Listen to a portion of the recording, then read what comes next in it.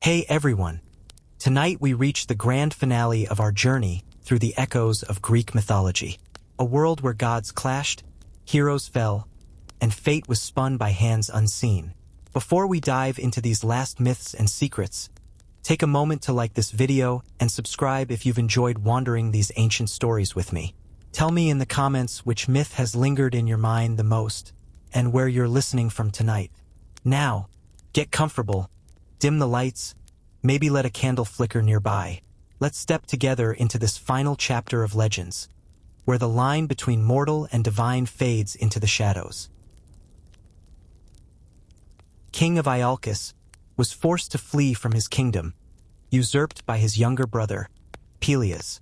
With great difficulty, he saved his young son, Jason, who was only 10 years old at the time. Aeson entrusted Jason to the care of the centaur Chiron, who trained him alongside other noble youths. For 10 years, Jason remained in the cave of the centaur, learning all the useful and warlike arts. As he approached manhood, an unconquerable desire to reclaim his father's kingdom filled him. He took leave of his kind mentor and set out for Iolcus to confront his uncle Peleus. On his journey, he came to a broad and foaming river. There he saw an old woman, who implored him to help her across. At first, he hesitated, knowing the fierce torrent would be difficult to cross alone. But pitying her forlorn condition, he lifted her in his arms, and, with great effort, reached the opposite shore. As soon as her feet touched the earth, she transformed into a beautiful woman. Looking kindly at the bewildered youth, she revealed herself as the goddess Hera, promising to guide and protect him throughout his journey. Then, she vanished, leaving Jason filled with hope and courage. He continued on his way, realizing he had lost one of his sandals in the river. Unable to retrieve it, he pressed on without it. Upon arriving at Iolcus, he found his uncle in the marketplace, offering a public sacrifice to Poseidon. When the king finished his offering, he noticed the distinguished stranger. Jason's manly beauty and heroic bearing caught the attention of the people.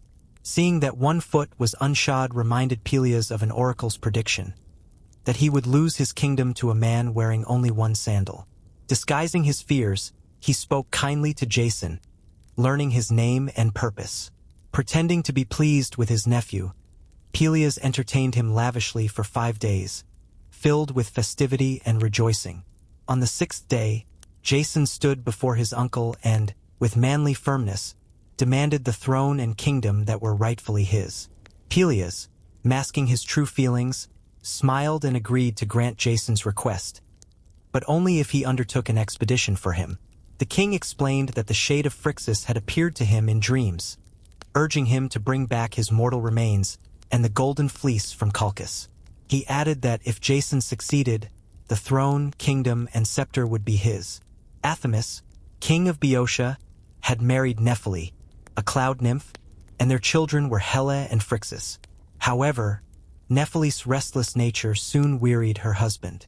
Being mortal, he had little sympathy for his ethereal consort, so he divorced her and married the beautiful but wicked Ino, sister of Semele. Ino hated her stepchildren and plotted their destruction, but the watchful Nephele outsmarted her cruel designs, managing to get the children out of the palace. She placed them on the back of a winged ram, adorned with a fleece of pure gold, given to her by Hermes. Together, brother and sister rode through the air, over land and sea. But during their journey, Helle, overcome by giddiness, fell into the sea, which was named after her, the Hellespont, and drowned. Phrixus arrived safely at Colchis, where he was warmly welcomed by King Aetes.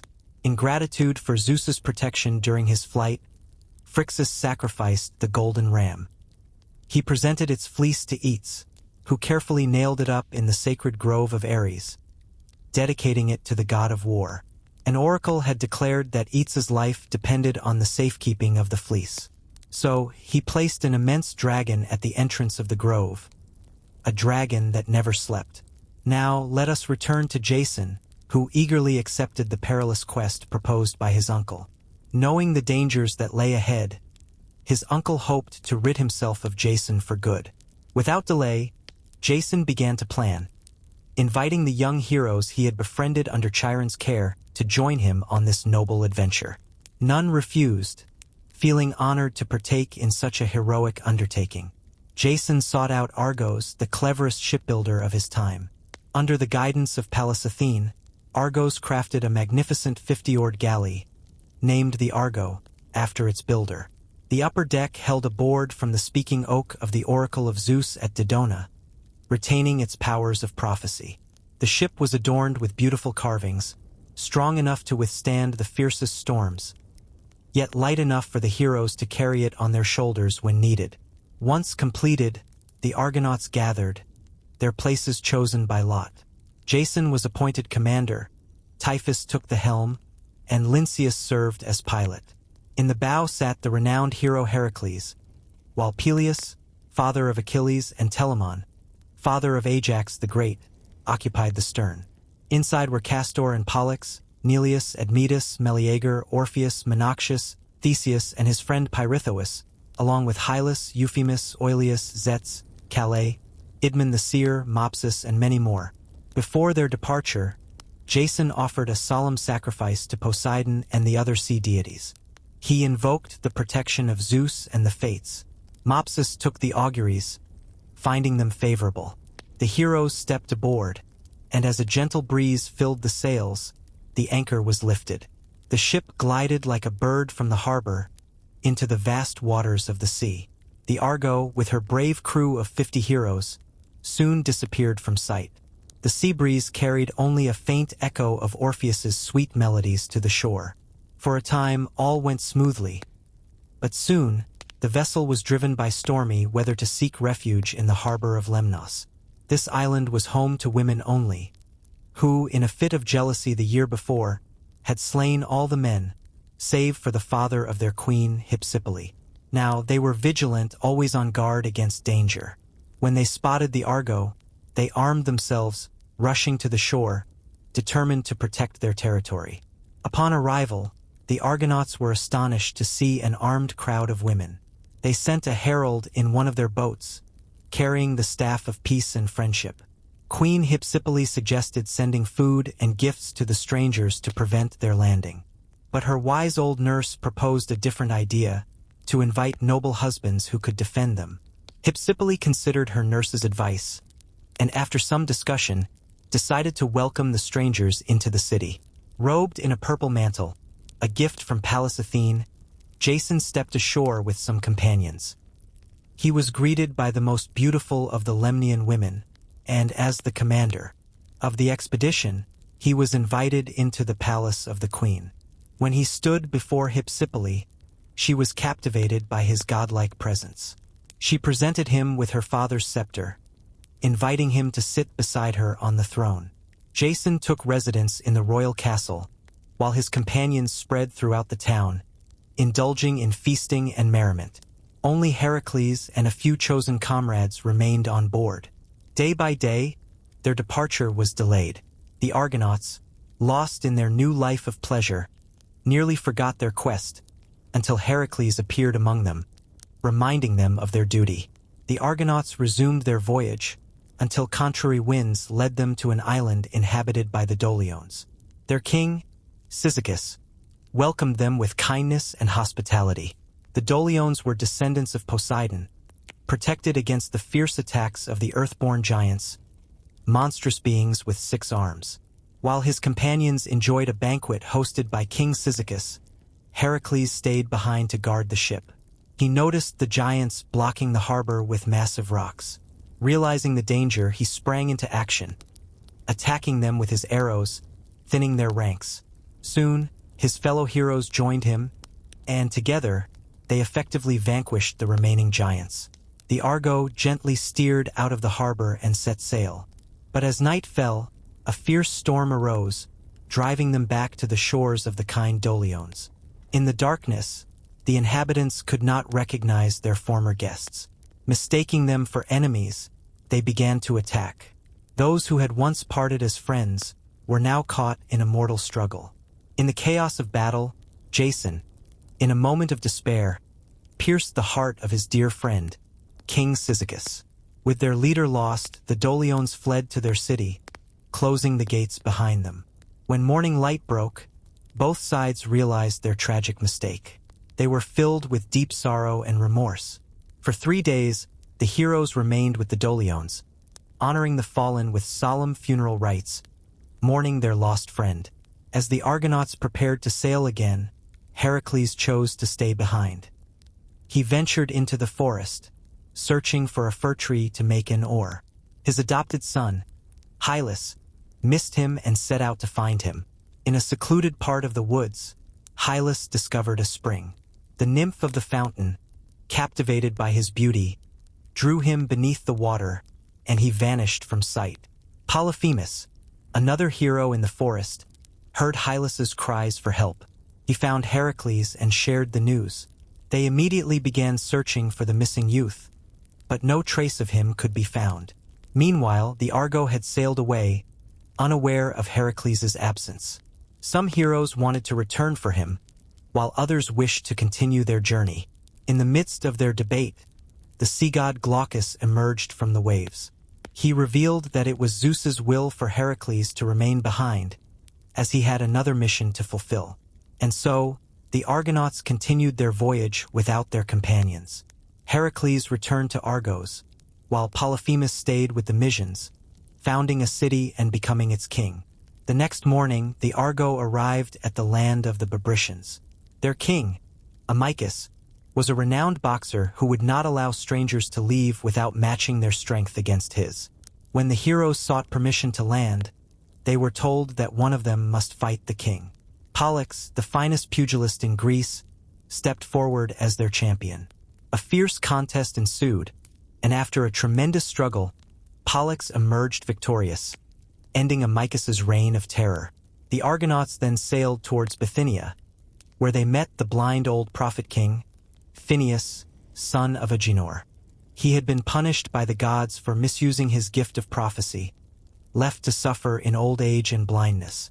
Tormented by the Harpies, who swooped down to devour his food, Phineus trembled with hunger as he approached the Argonauts, pleading for their help. Recognizing him as the husband of their sister Cleopatra, Zetes and Calais, the winged sons of Boreas, embraced him warmly and promised to rescue him from his tormentors. The heroes prepared a banquet on the shore for Phineus. But as soon as he sat down, the Harpies appeared, devouring all the food. Zetes and Calais took to the sky, chasing the Harpies away with drawn swords. Just then, Iris, the swift-footed messenger of the gods, appeared, urging them to stop. She promised that Phineus would no longer be troubled. Finally free from his torment, Phineus enjoyed a hearty meal with the Argonauts. In gratitude for their help, he shared valuable information about their journey, warning them of the dangers ahead and how to overcome them. After a fortnight in Bithynia, the Argonauts set sail once more. But soon, a terrifying crash echoed around them. It was the meeting of two great rocky islands, known as the Symplegades, which floated in the sea, constantly colliding and separating. Phineus had warned them of this perilous passage and instructed them on how to navigate it safely. As they approached the rocks, they remembered his words. Typhus, the steersman, held the helm steady, while Euphemus prepared to release a dove, as Phineus had advised. With a swift motion, Euphemus let the bird fly. It darted through the islands, losing a few tail feathers as the rocks closed in. Seizing the moment when the rocks parted, the Argonauts rowed with all their strength, successfully passing through the danger. After their miraculous escape, the Symplegades became permanently united, resting at the bottom of the sea. Continuing along the southern coast of the Pontus, the Argo arrived at the island of Oretius. Here, they encountered birds that flew through the air, their feathers sharp as arrows. As the ship glided along, Oileus was struck by one of these birds. The Argonauts held a council, and with Amphidamas' wise advice, they donned their helmets and raised their shining shields. Together, they let out fearsome cries, causing the birds to flee in terror, allowing the Argonauts to safely land on the island. There, they discovered 4 shipwrecked youths, the sons of Phrixus. Jason welcomed them as cousins. Upon learning of their quest, the youths eagerly volunteered to join the Argo, guiding the heroes to Colchis.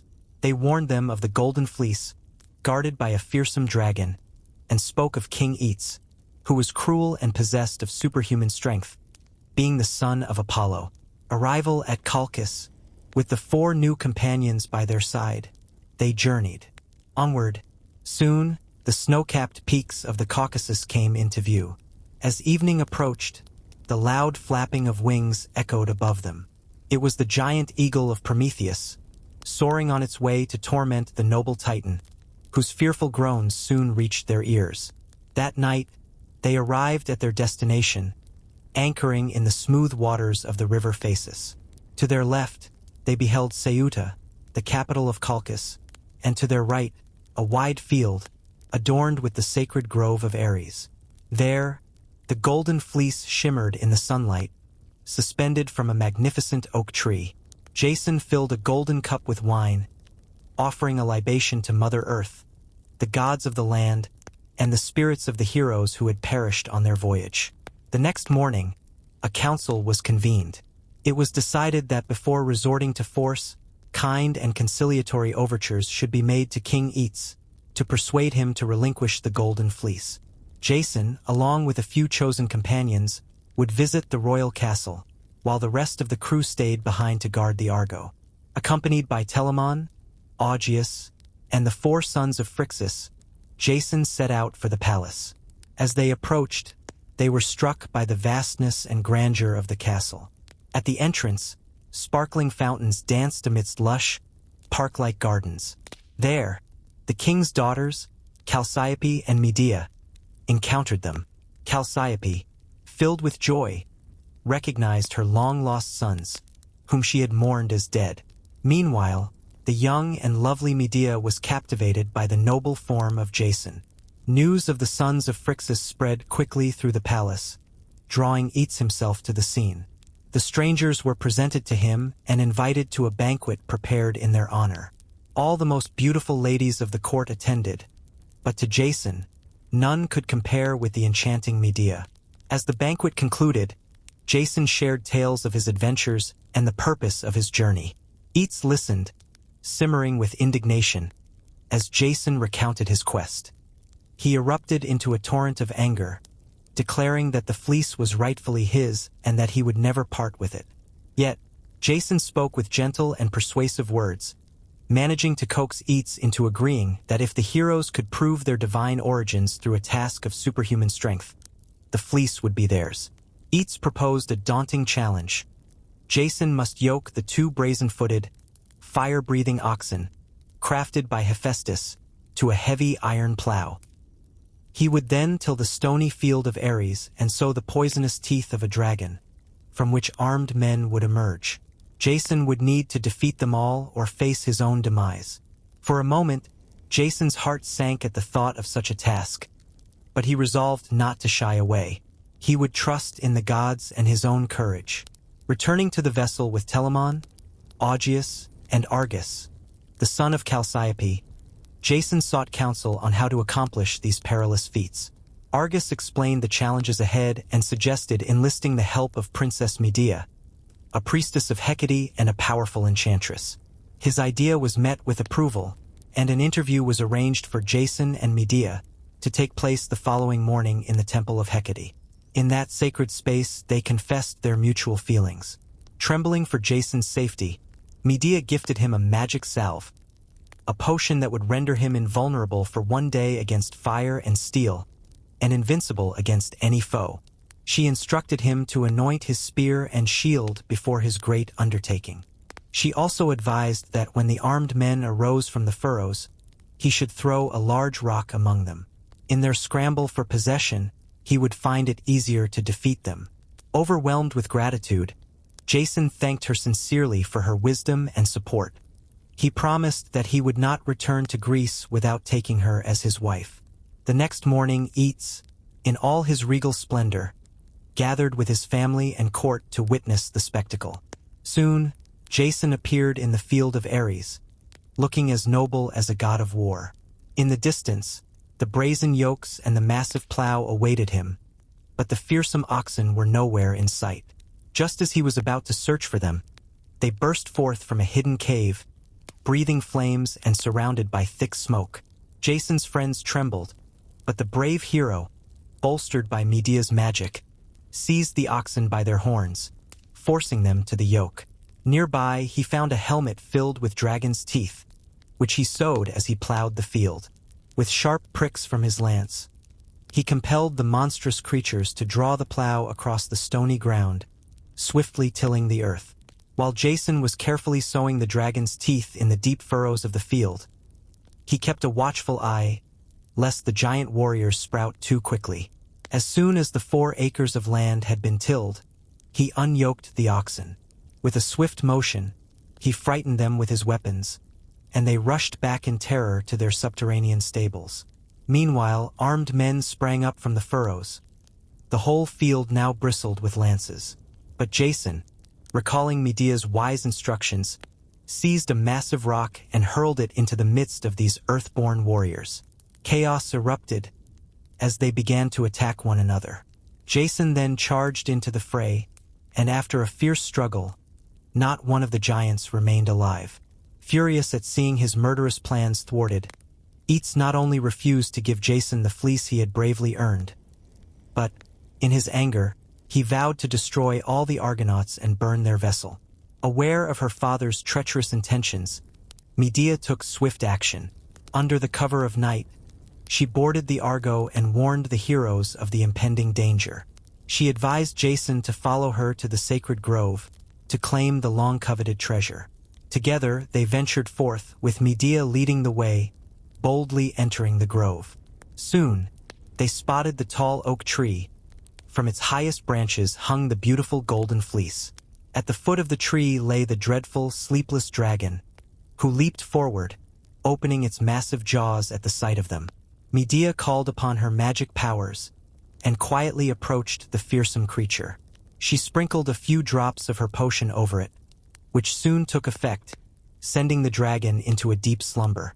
Seizing the moment, Jason climbed the tree and secured the fleece. With their perilous task accomplished, Jason and Medea hurried back to the Argo, which set sail immediately. Meanwhile, Eats discovered the loss of his daughter and the golden fleece. He dispatched a large fleet, led by his son Absyrtus, in pursuit of the fugitives. After several days of sailing, they arrived at an island at the mouth of the river Ister, where they found the Argo anchored and surrounded by their ships. A herald was sent aboard, demanding the surrender of Medea and the fleece. Medea consulted Jason, and with his consent, devised a clever plan. She sent a message to her brother Absyrtus, claiming she had been taken against her will. She promised to help him regain the golden fleece if he would meet her in the darkness of night at the temple of Artemis. Trusting his sister, Absyrtus fell into the trap and arrived at the appointed place. While Medea engaged him in conversation, Jason rushed forward and struck him down. At a prearranged signal, he held aloft a lighted torch, and the Argonauts attacked the Colchians, putting them to flight and defeating them entirely. As the Argonauts returned to their ship, the prophetic board from the Dodonian oak spoke to them. The cruel murder of Absyrtus was witnessed by the Erinyes, and you will not escape the wrath of Zeus until the goddess Circe has purified you from your crime. In obedience to the voice, the twin brothers Castor and Pollux prayed for divine assistance, and the heroes set out in search of the Isle of Circe.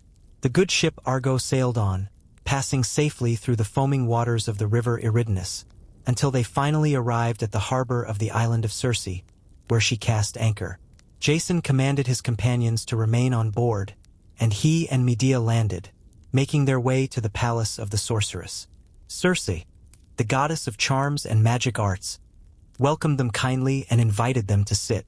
Instead, they took a humble stance and earnestly sought her protection.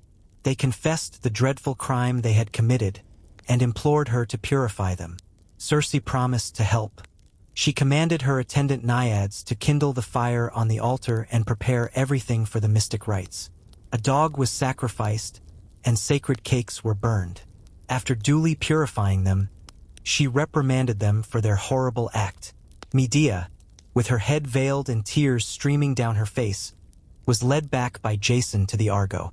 Having departed from the island of Circe, gentle zephyrs carried them toward the abode of the sirens. Their enchanting melodies soon filled the air, and the Argonauts, captivated by the music, prepared to land. But Orpheus, sensing the danger, began to play his magic lyre. His enchanting song absorbed his listeners completely, allowing them to pass the island safely. Yet, Beauties, one of their crew, lured by the siren's stucked song, leaped from the vessel into the waves below. But Aphrodite, in pity for his youth, gently landed him on the island of Libabaean before the sirens could reach him, where he remained for many years. Now the Argonauts faced new dangers. On one side seethed the whirlpool of Charybdis, while on the other towered the mighty rock from which the monster Scylla swooped down upon unfortunate sailors. But the goddess Hera came to their aid, sending the sea nymph Thetis to guide them safely through these treacherous straits. The Argo next arrived at the island of the Phaeaces, where they were warmly welcomed by King Alcinous and his queen Arete. However, their banquet was unexpectedly interrupted by a large army of Colchians, sent by Aeetes to demand the return of his daughter. Medea fell at the queen's feet, pleading for protection from her father's wrath. Arete, with a kind heart, promised to help her. The next morning, in an assembly attended by the Colchians, the king declared that since Medea was the lawful wife of Jason, they could not surrender her. The Colchians, realizing the king's resolution would not waver, feared Aeetes' anger if they returned without her. They sought permission from Alcinous to settle in his kingdom, and their request was granted. After these events, the Argonauts set sail once more, steering towards Iolcus. But as night fell, a terrible storm arose, fierce and unrelenting. By morning, they found themselves stranded on the treacherous quicksands of Syrtis, along the shores of Libya.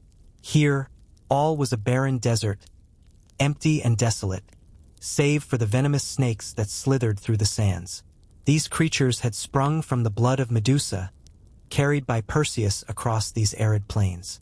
Days passed in this land of despair, beneath the scorching sun. The Argonauts felt the weight of hopelessness settle upon them. Then the Libyan queen appeared, a prophetess of divine origin.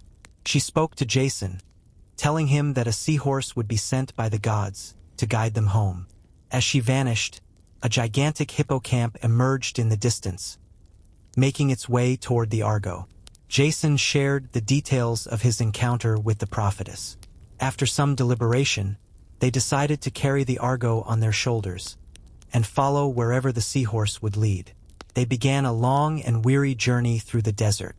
After 12 days of toil and suffering, the sight of the sea finally greeted them. In gratitude for their salvation, they offered sacrifices to the gods and launched their ship into the deep waters of the ocean once more. With hearts full of joy, they continued their homeward voyage. After several days, they arrived at the island of Crete, seeking fresh provisions and water. But their landing was met with resistance from a terrible giant named Talus. He guarded the island, hurling massive rocks at the Argo, threatening to sink her. Though they were in desperate need of food and water, the Argonauts chose to continue their journey rather than face such a powerful foe. Then, Medea stepped forward, assuring them that if they trusted her, she could destroy the giant. Wrapped in a rich purple mantle, she stepped onto the deck. Invoking the aid of the fates, she uttered a magic incantation, which cast Talus into a deep sleep. As he lay stretched out on the ground, he grazed his vulnerable ankle against a sharp rock. A mighty stream of blood gushed forth from the wound. Awakened by the pain, he tried to rise, but it was in vain. With a groan of anguish, the giant fell dead, his enormous body rolling into the deep. Now able to land, the heroes provisioned their vessel and resumed their journey homeward. After a night of storm and darkness, they passed the island of Aegina and finally reached the port of Iolcus. Their fellow countrymen listened in wonder as they recounted their numerous adventures and narrow escapes. The Argo was consecrated to Poseidon, carefully preserved for generations. Eventually, when no vestige remained, it was placed in the heavens as a brilliant constellation. Upon arriving at Iolcus, Jason brought his beautiful bride to the palace of his uncle Peleus, carrying with him the golden fleece, the prize of their perilous journey. But the old king, who never expected Jason to return alive, basely refused to fulfill his promise, declining to abdicate the throne. Indignant at the wrongs done to her husband, Medea sought revenge in a shocking manner. She befriended the daughters of the king, feigning great interest in their concerns. Gaining their trust, she revealed her magical powers, claiming she could restore their father's youth. To prove her claim, she cut up an old ram and boiled it in a cauldron. After uttering mystic incantations, a beautiful young lamb emerged. She assured them they could do the same for their father.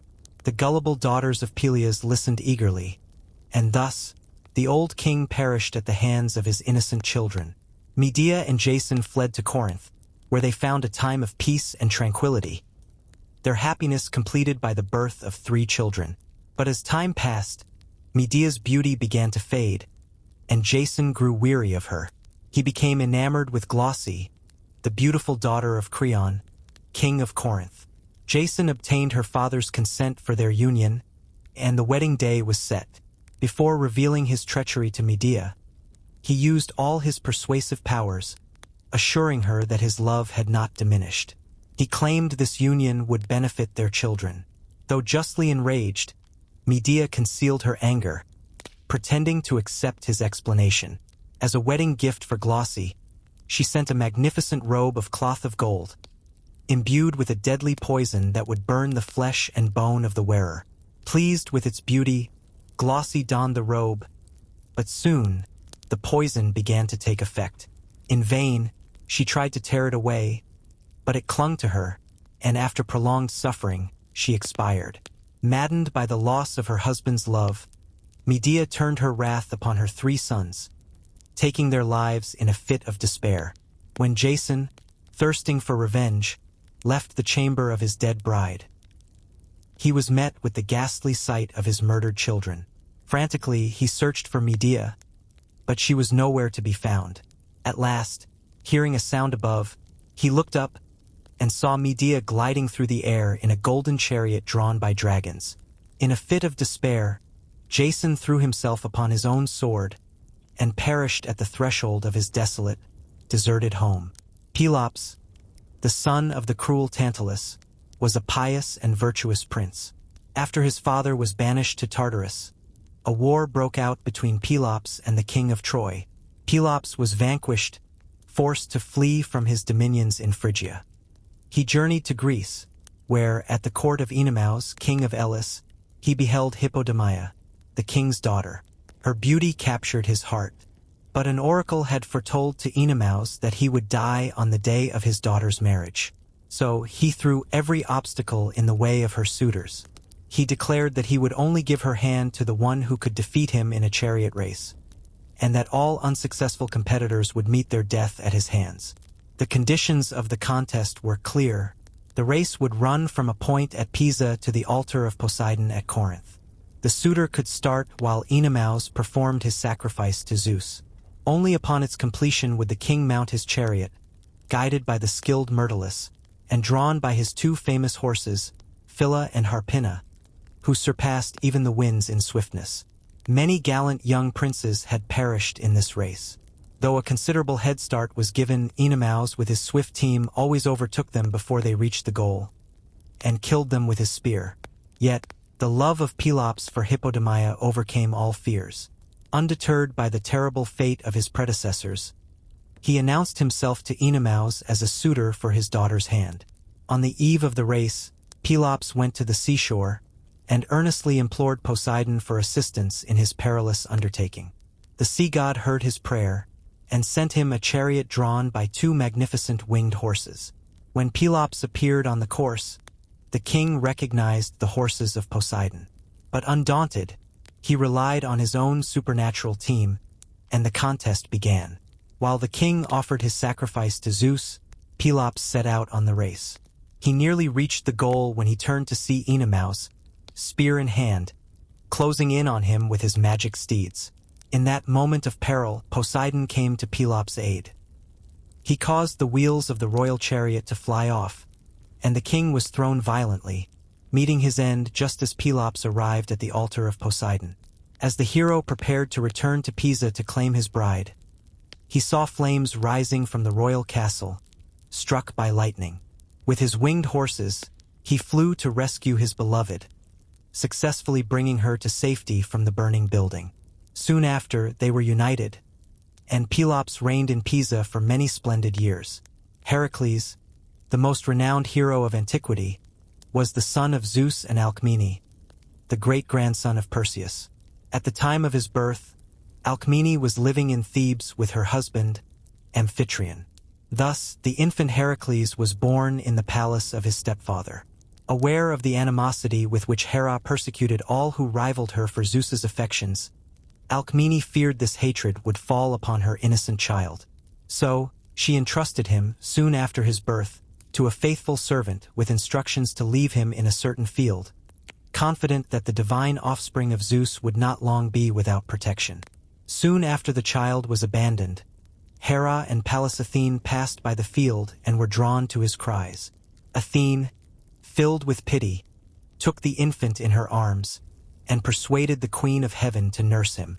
But as soon as she did, the child caused her pain, and in anger, she threw him to the ground, leaving the spot. Moved with compassion, Athene carried him back to Alcmene, who joyfully recognized her child and accepted the charge.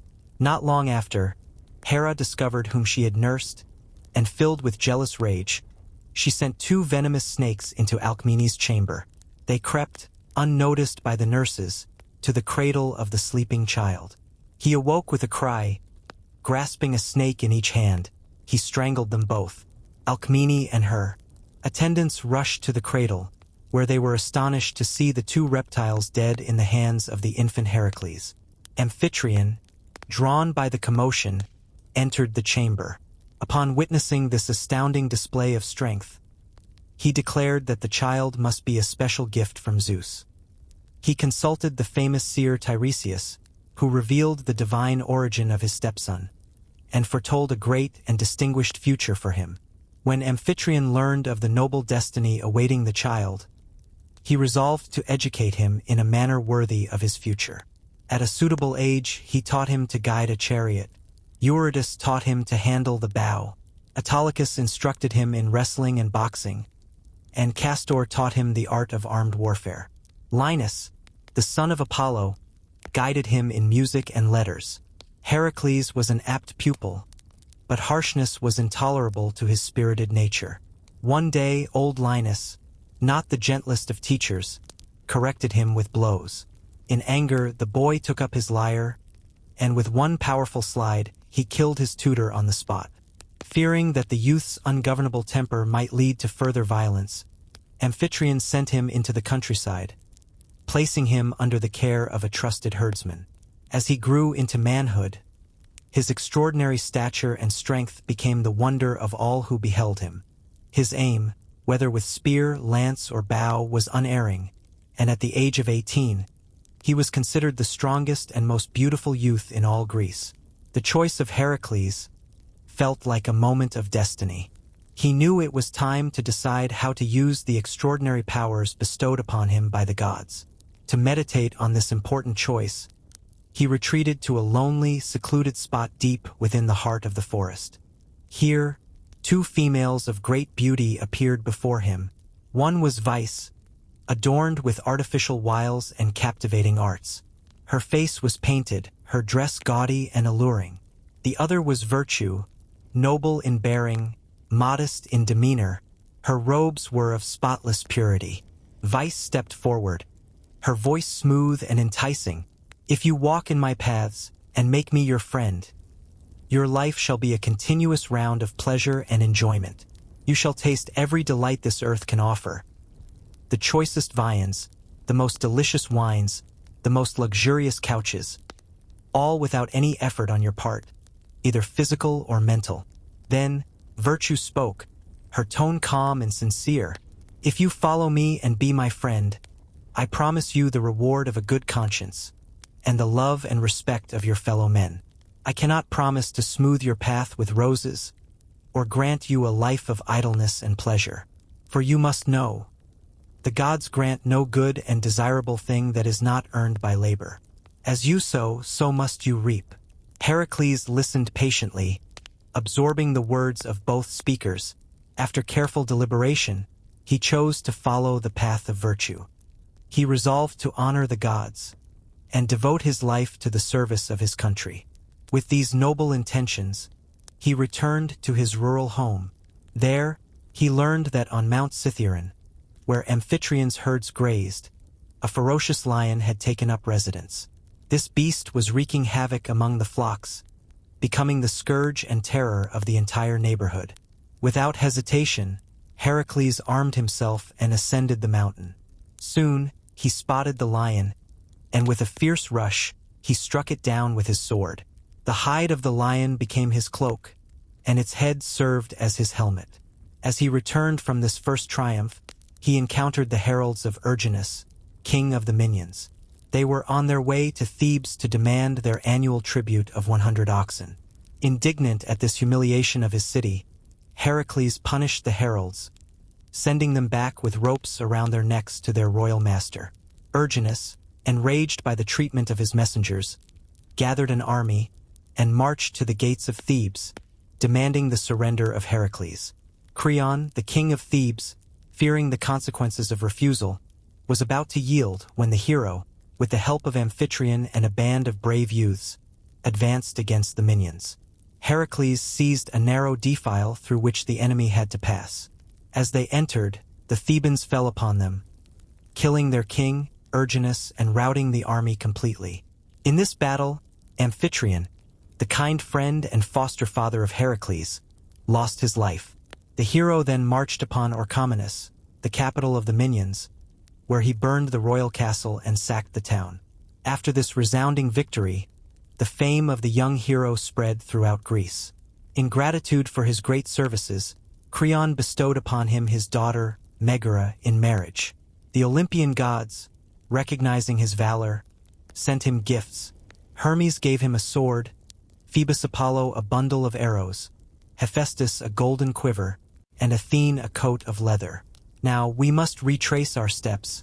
Just before the birth of Heracles, Zeus, in an assembly of the gods, declared that the child born that day to the house of Perseus would rule over all his race. When Hera heard this boastful announcement, she knew it was for the child of the hated Alcmene. To rob him of his rights, she called upon the goddess Eilithyia, who delayed the birth of Heracles, allowing his cousin Eurystheus to be born first. Thus, as the word of mighty Zeus was irrevocable, Heracles became the servant of his cousin. After his splendid victory over Erginus, Heracles' fame spread throughout Greece. Eurystheus, now king of Mycenae, grew jealous of the young hero's reputation. He commanded Heracles to undertake various difficult tasks. The proud spirit of the hero rebelled against this humiliation, but Zeus appeared to him, urging him not to defy the fates. Heracles then traveled to Delphi to consult the oracle, receiving the answer that after performing 10 tasks for Eurystheus, his servitude would end. Soon after, Heracles fell into deep melancholy. Under the influence of his enemy, the goddess Hera, this sadness turned into raving madness, leading him to kill his own children. When he regained his senses, he was horrified and grieved by his actions. He shut himself away, avoiding all contact with others. Yet, in his solitude, he realized that work would be the best means to forget the past, and decided to begin the tasks appointed by Eurystheus without delay. His first task was to bring the skin of the dreaded Nemean lion to Eurystheus. This lion roamed the territory between Cleone and Nemea, its hide impervious to any mortal weapon. Heracles ventured into the forest of Nemea.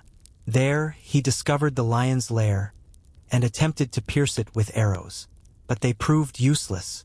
So he struck the beast down with his club, and before the lion could recover, he seized it by the neck, and with a mighty effort he strangled it.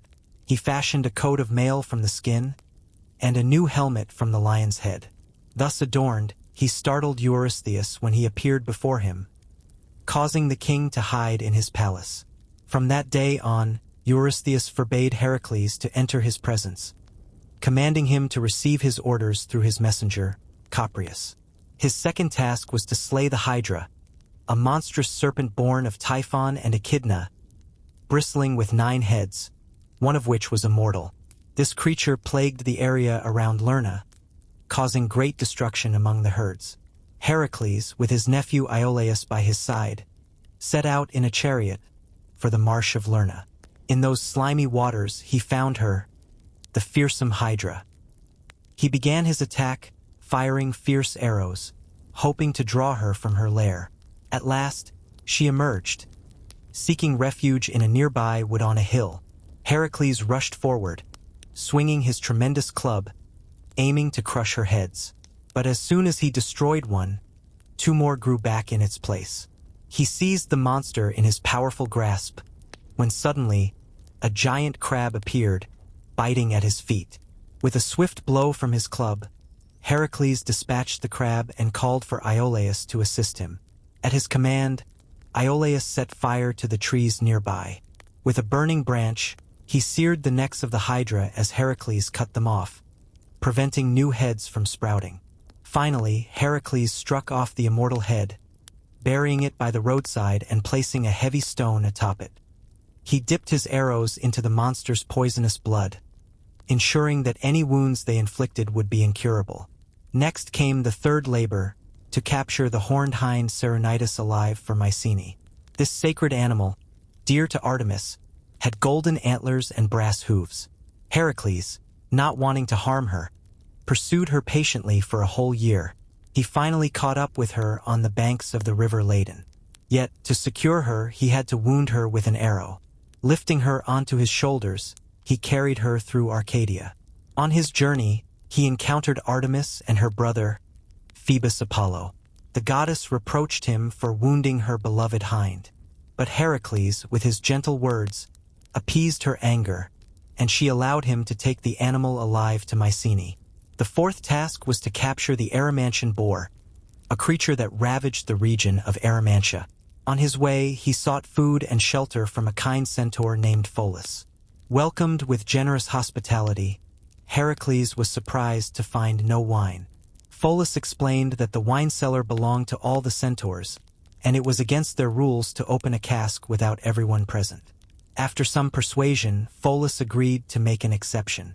But the rich aroma of the wine wafted through the mountains, attracting many centaurs, armed with rocks and fir trees. Heracles defended himself with firebrands, driving them back. He pursued them with arrows until they took refuge in the cave of the wise centaur, Chiron. In a tragic turn, as Heracles shot at the fleeing centaurs, one of his poisoned darts struck Chiron in the knee. Overcome with sorrow, Heracles rushed to help his old friend, extracting the arrow and applying a healing salve. Yet, the poison was too strong, and Chiron, immortal, faced endless suffering. At Heracles' request, the gods granted him a merciful death. Pholus, who had so kindly hosted Heracles, also fell victim to one of the arrows. While examining it, he accidentally wounded himself. Grief-stricken, Heracles buried him with honor before continuing his pursuit of the boar. With loud shouts, he drove the boar from its thicket into the deep snow of the mountain. After a relentless chase, he captured the exhausted creature, binding it with a rope and bringing it alive to Mycenae. Next, Eurystheus commanded Heracles to cleanse the stables of Augeas in a single day. Augeas, a wealthy king of Elis, had not cleaned his stables for years, with 3,000 cattle creating a mountain of refuse. When Heracles offered to clean them for 1/10 of the herds, Augeas, thinking it impossible, accepted the challenge in front of his son, Phyleus. Heracles dug a trench to divert the rivers Punius and Alpheus into the stables. As the waters rushed through, they swept away the filth. But when Augeas learned this was a labor imposed by Eurystheus, he refused to honor their agreement. Heracles brought the matter to court, calling Phyleus as a witness. Yet, before the verdict, Augeas angrily banished them both from his kingdom. The sixth task was to chase away the Stymphalides, enormous birds of prey that shot sharp feathers from their wings. Their home was by the shores of Lake Stymphalus, where they wreaked havoc on men and cattle. As Heracles approached the lake, he saw many of them. Unsure how to begin, he suddenly felt a hand on his shoulder. It was Pallas Athene, holding a pair of gigantic brazen clappers made by Hephaestus. She gave them to him, and he climbed to a nearby hill, rattling them fiercely. The shrill noise terrified the birds, causing them to rise into the air. Heracles aimed his arrows, destroying many, while those who escaped flew away, never to return. The seventh labor of Heracles was to capture the Cretan bull. Minos, the king of Crete, had vowed to sacrifice to Poseidon any animal that first emerged from the sea. In response, the god sent forth a magnificent bull from the waves, a test of the king's sincerity. Minos, enchanted by the splendid creature, eagerly claimed it for his herds. He then substituted one of his own bulls as a sacrifice. But Poseidon, angered by Minos's greed, caused the bull to go mad, wreaking havoc across the island and endangering its people. When Heracles arrived in Crete to capture the bull, Minos welcomed him with open arms, glad to see the hero take on the task.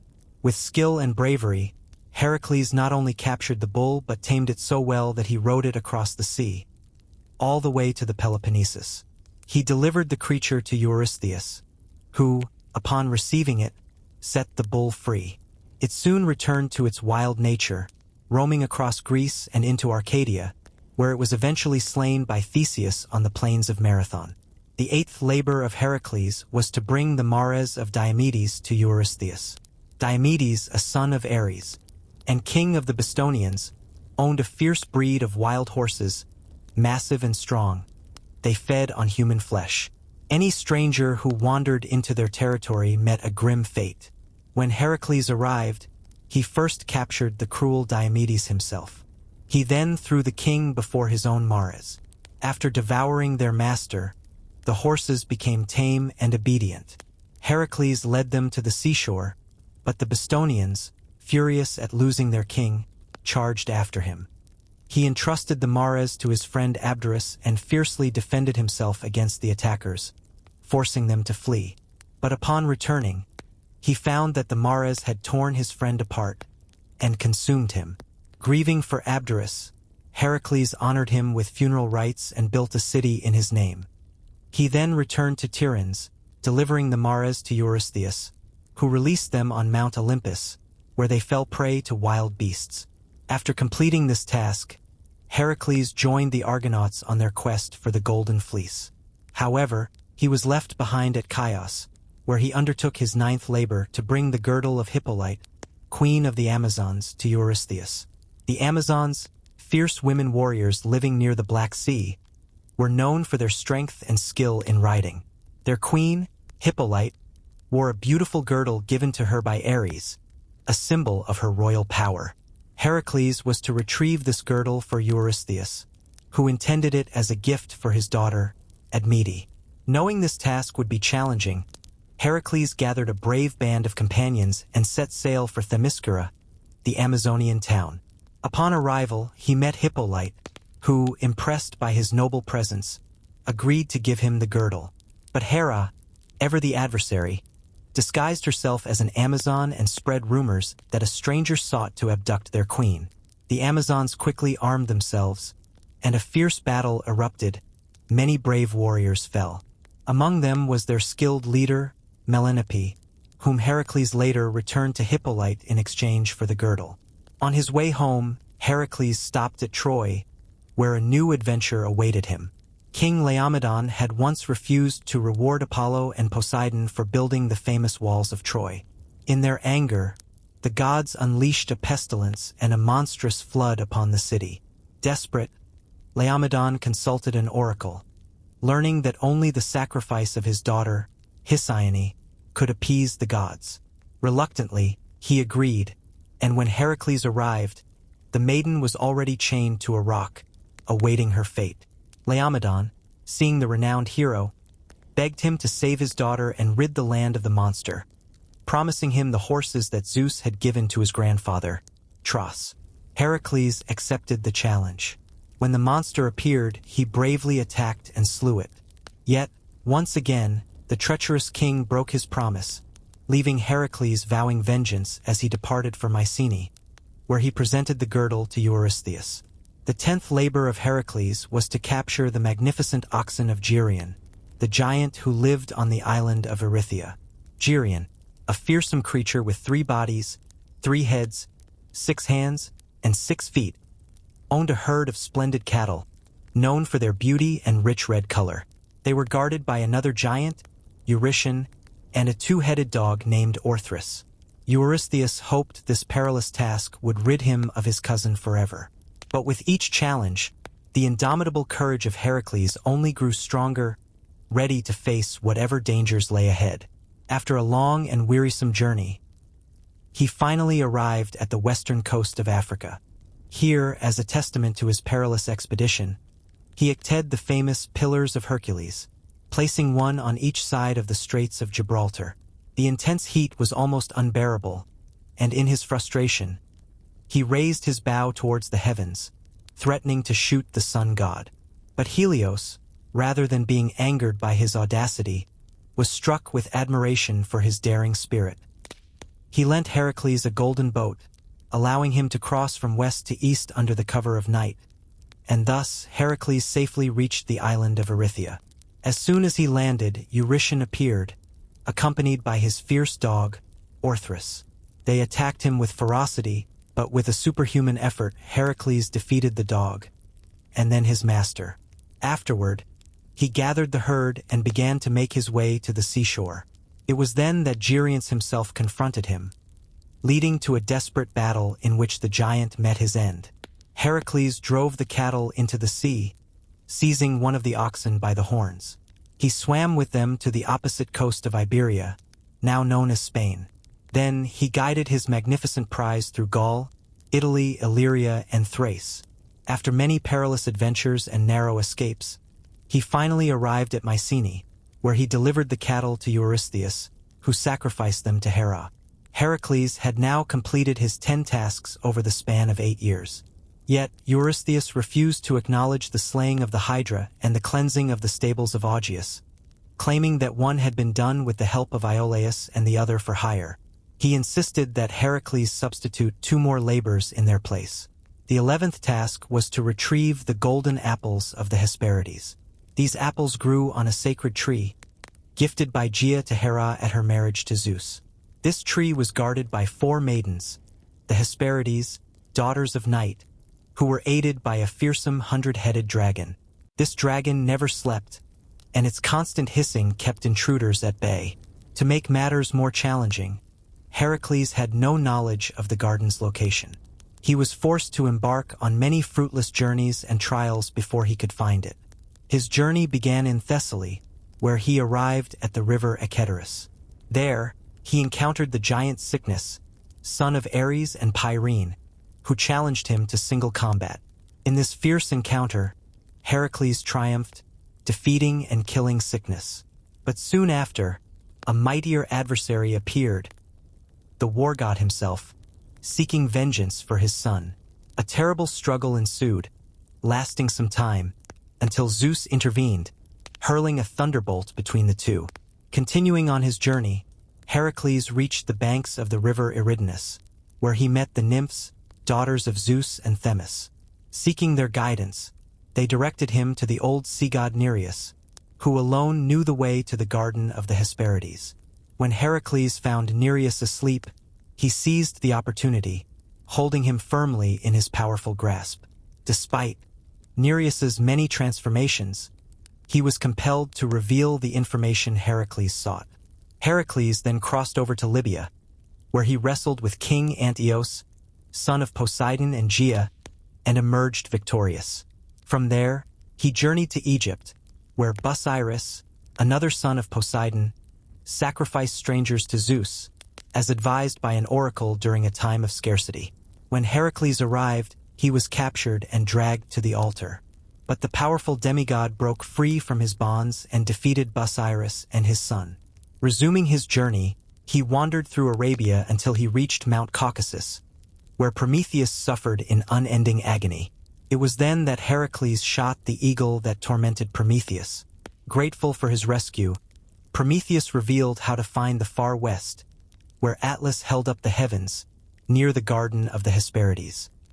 He cautioned Heracles not to attempt to take the precious fruit himself, but to take on Atlas's burden temporarily while sending him for the apples.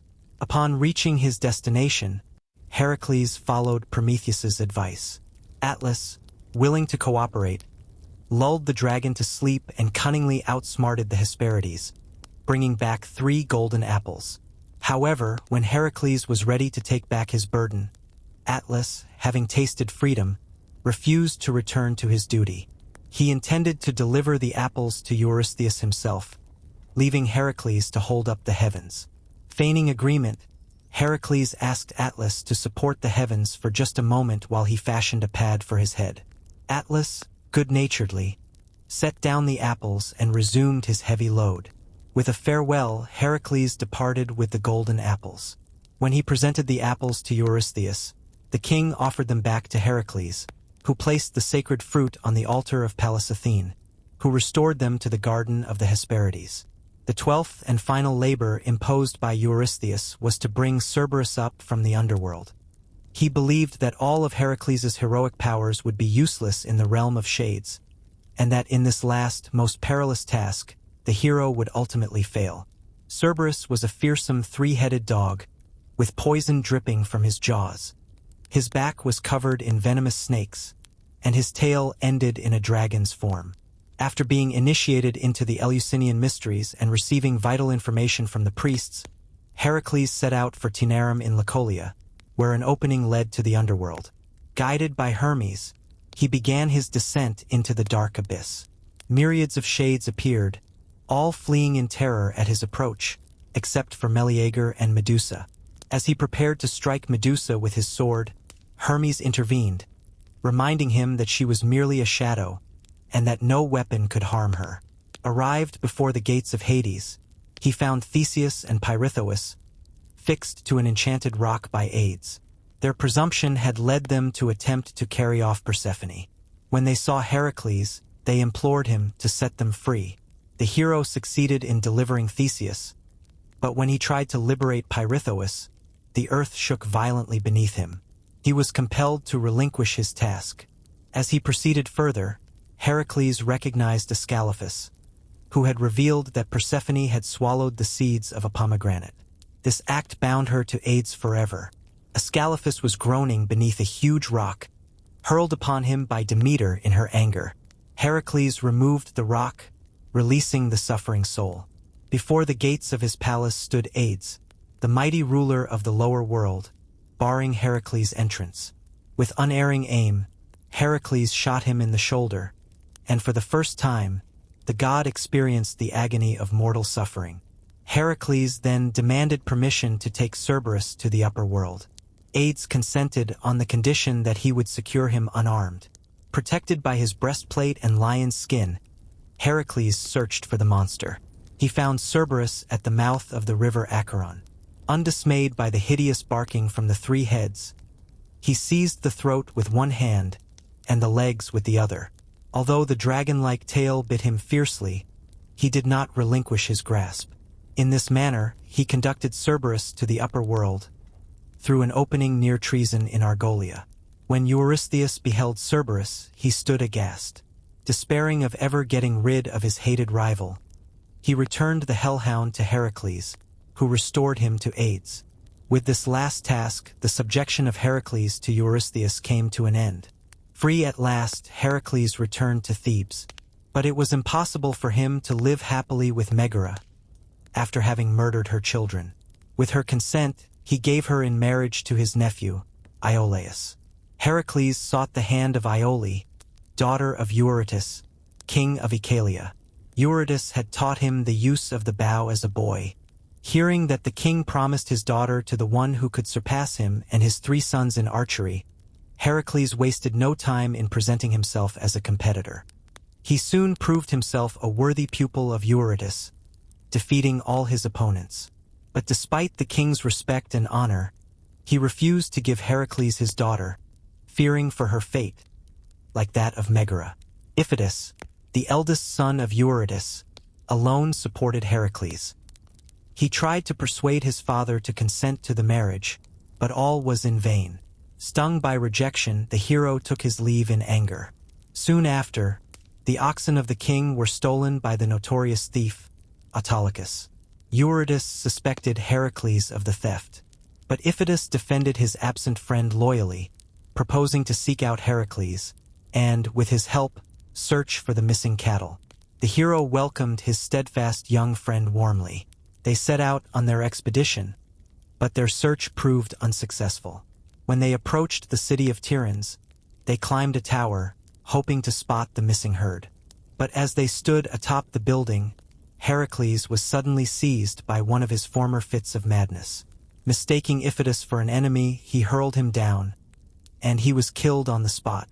Now Heracles embarked on a weary pilgrimage, begging for someone to purify him from the murder of Iphitus. During these wanderings, he arrived at the palace of his friend Admetus. There, he restored Admetus' beautiful and heroic wife, Alcestis, to him after a terrible struggle with death. Soon after this event, Heracles was struck with a fearful disease. He went to the temple of Delphi, hoping for relief from the oracle. But the priestess refused him a response, citing his murder of Iphitus. In anger, the hero seized the tripod, declaring he would construct an oracle for himself. Apollo, witnessing the sacrilege, descended to defend his sanctuary. A violent struggle ensued. Zeus intervened, flashing his lightnings between his two favorite sons, ending the combat. The Pythia then granted an answer to the hero's prayer. She commanded him, in expiation of his crime, to allow himself to be sold by Hermes as a SLV for 3 years. The purchase money was to be given to Eurydice as compensation for the loss of his son. Heracles bowed in SBMSN to the divine will. Hermes conducted him to Omphale, queen of Lydia. The 3 talents she paid for him were given to Eurydice, who declined to accept the money. It was handed over to the children of Iphitus. Heracles regained his former vigor. He rid Omphale's territory of robbers and performed various other services requiring strength and courage. During this time, he took part in the Caledonian boar hunt, details of which have already been shared. When Omphale learned that her SLV was none other than the renowned Heracles, she immediately gave him his liberty and offered him her hand and kingdom. In her palace, Heracles indulged in the luxuries of an oriental life. So enthralled was he by his mistress that while she playfully donned his lion's skin and helmet, he, dressed in female garments, sat at her feet, spinning wool and recounting his past adventures. But when his term of benge expired, the manly spirit of the hero reasserted itself. Tearing himself away from the palace of the Maeonian queen, he resolved to carry out the revenge he had long meditated against the treacherous Laomedon and the faithless Augeas. Gathering some of his brave companions, Heracles collected a fleet of vessels and set sail for Troy. There he landed, took the city by storm, and killed Laomedon, who finally met the retribution he had so richly deserved. To Telamon, one of his bravest followers, he gave Hesione, the daughter of the king, in marriage. When Heracles granted her permission to release a prisoner of war, she chose her own brother, Podarces. But she soon learned that, as he was already a prisoner, she would have to ransom him. Upon hearing this, Hesione removed her golden diadem and joyfully handed it to the hero. Because of this act, Podarces would henceforth be known as Priamus, which means the ransomed one. Heracles then marched against Augeas, seeking vengeance for his treachery. He stormed the city of Elis, putting Augeas and his sons to death, but sparing only his brave advocate, Phyleus. To Phyleus he bestowed the vacant throne of his father. Next, Heracles traveled to Calydon, where he sought the beautiful Deianira, daughter of Enyeus, king of Aetolia. But a formidable rival awaited him, Hellas, the river god. They agreed to settle their claims through single combat. Achilles, confident in his ability to change forms, felt sure of victory. Yet, when he transformed into a bull, Heracles broke off one of his horns, forcing Achilles to concede defeat. After 3 happy years with Deianira, an unfortunate accident marred their joy. At a banquet hosted by Enyeus, Heracles accidentally struck a noble youth, causing his untimely death. The boy's father, witnessing the incident, understood it was an accident and absolved the hero of blame. Yet Heracles chose to follow the law, banishing himself from the land. He bid farewell to his father-in-law and set out for Trachin, taking with him Deianira and their young son, Hylas. On their journey, they reached the river Ivenus, where the centaur Nessus offered to carry travelers across. Heracles, holding his little son, forged the stream unaided, entrusting his wife to the centaur's care. But Nessus, enchanted by Deianira's beauty, attempted to carry her away. Heracles heard her cries, and without hesitation, shot Nessus through the heart with a poisoned arrow. As the dying centaur lay there, he thirsted for revenge. He called Deianira to his side and urged her to collect some of his blood, promising it would act as a charm to keep her husband's love safe from rivals. Heracles and Deianira continued their journey, and after many adventures, they finally reached their destination. The last expedition of the great hero was against Eurytus, king of Oechalia. He sought revenge for being denied the hand of Iole, whom he had fairly won. Gathering a large army, Heracles set out for Euboea to besiege Oechalia, its capital. His efforts were rewarded with success. He stormed the citadel, slaying the king and his 3 sons, reducing the town to ashes, and carrying away the beautiful Iole. On his return from this victorious expedition, Heracles stopped at Sinuius to offer a sacrifice to Zeus. He sent for a sacrificial robe from Deianira in Trachin. Upon learning that Iole was with Heracles, Deianira feared her youthful charms might replace her. Recalling the centaur's advice, she decided to test the love charm he had given her. Taking out the phial she had preserved, she imbued the robe with its contents and sent it to Heracles. The victorious hero donned the garment, preparing for the sacrifice, when the flames from the altar heated the poison, penetrating every fiber of his being. In agony, he tried to tear off the robe, but it clung to his skin, only increasing his suffering. In this pitiable state, he was taken to Trachin. Seeing the torment she had unknowingly caused, Deianira was overcome with grief and remorse, and in despair, she hanged herself. The dying hero called for his son Hylas, asking him to marry Iole. Then he ordered his followers to build a funeral pyre. He climbed upon it, imploring those around him to set it ablaze, to end his unbearable pain. No one had the courage to obey, until finally his friend Philoctetes, moved by his plea, lit the pyre, receiving in return the hero's bow and arrows. Soon, flames leaped higher, and amidst flashes of lightning, Pallas Athene descended in a cloud, bearing her favorite hero to Olympus. Heracles was welcomed among the immortals, and Hera, in a gesture of reconciliation, bestowed upon him the hand of her daughter, Hebe, the goddess of eternal youth. Bellerophon, or Bellerophonte, was the son of Glaucus, king of Corinth, and grandson of Sisyphus. After an unpremeditated murder, Bellerophon fled to Tiryns, where he was kindly received by King Pritus, who purified him of his crime. Antia, the wife of Pritus, was captivated by the handsome youth, falling in love with him, but Bellerophon did not return her affections. In revenge, she slandered him to the king, twisting the truth into a gross misrepresentation. The first impulse of Pritus, when he learned of Bellerophon's actions, was to take his life. Yet, the youth's gentle and charming nature had woven a bond of affection between them. It felt impossible for Pritus to end his life with his own hands. Instead, he sent Bellerophon to his father-in-law, Iobates, the king of Lycia. Along with him, he entrusted a letter, a tablet filled with mysterious signs, indicating his wish for the bearer to be put to death. But the gods had their watchful eyes upon the loyal youth. They softened the heart of Iobates, an amiable prince, who welcomed Bellerophon with open arms. Judging by his noble appearance, Iobates treated him with the utmost hospitality for 9 days. It wasn't until the morning of the 10th day that he inquired about the young man's name and purpose. Bellerophon presented the letter given to him by Proetus. Iobates, now fond of the youth, was horrified by its contents. Yet, he reasoned that Proetus must have valid reasons for his actions. Perhaps Bellerophon had committed a crime deserving of death. Unable to bring himself to murder someone he had come to respect, Iobates decided to send Bellerophon on perilous quests, hoping he would meet his end in danger. The first task was to slay the Chimera, a fearsome monster ravaging the land.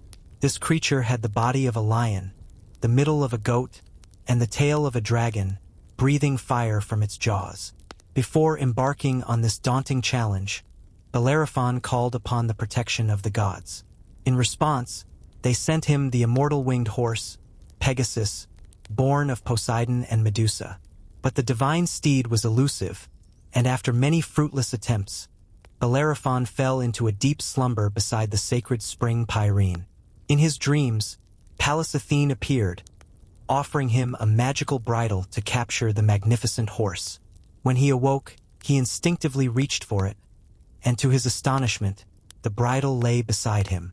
Pegasus was nearby, drinking from the fountain. With a firm grip on his mane, Bellerophon slipped the bridle over his head and mounted him with ease. Together, they soared into the sky, and with his arrows, Bellerophon vanquished the Chimera. Next, Iobates sent him against the fierce Solymans, a neighboring tribe. Bellerophon triumphed over them, and then faced the dreaded Amazons. To Iobates' surprise, the hero returned victorious once more. Finally, Iobates set a trap with the bravest Lycians, hoping to destroy him. Yet, not one returned alive, for Bellerophon defended himself valiantly, defeating them all. Realizing that Bellerophon was favored by the gods, Iobates ceased his attempts to harm him. He welcomed Bellerophon into his court and gave him his daughter in marriage. But as Bellerophon reached the peak of earthly success, pride and vanity took hold of him. He sought to ascend to the heavens on Pegasus, driven by idle curiosity.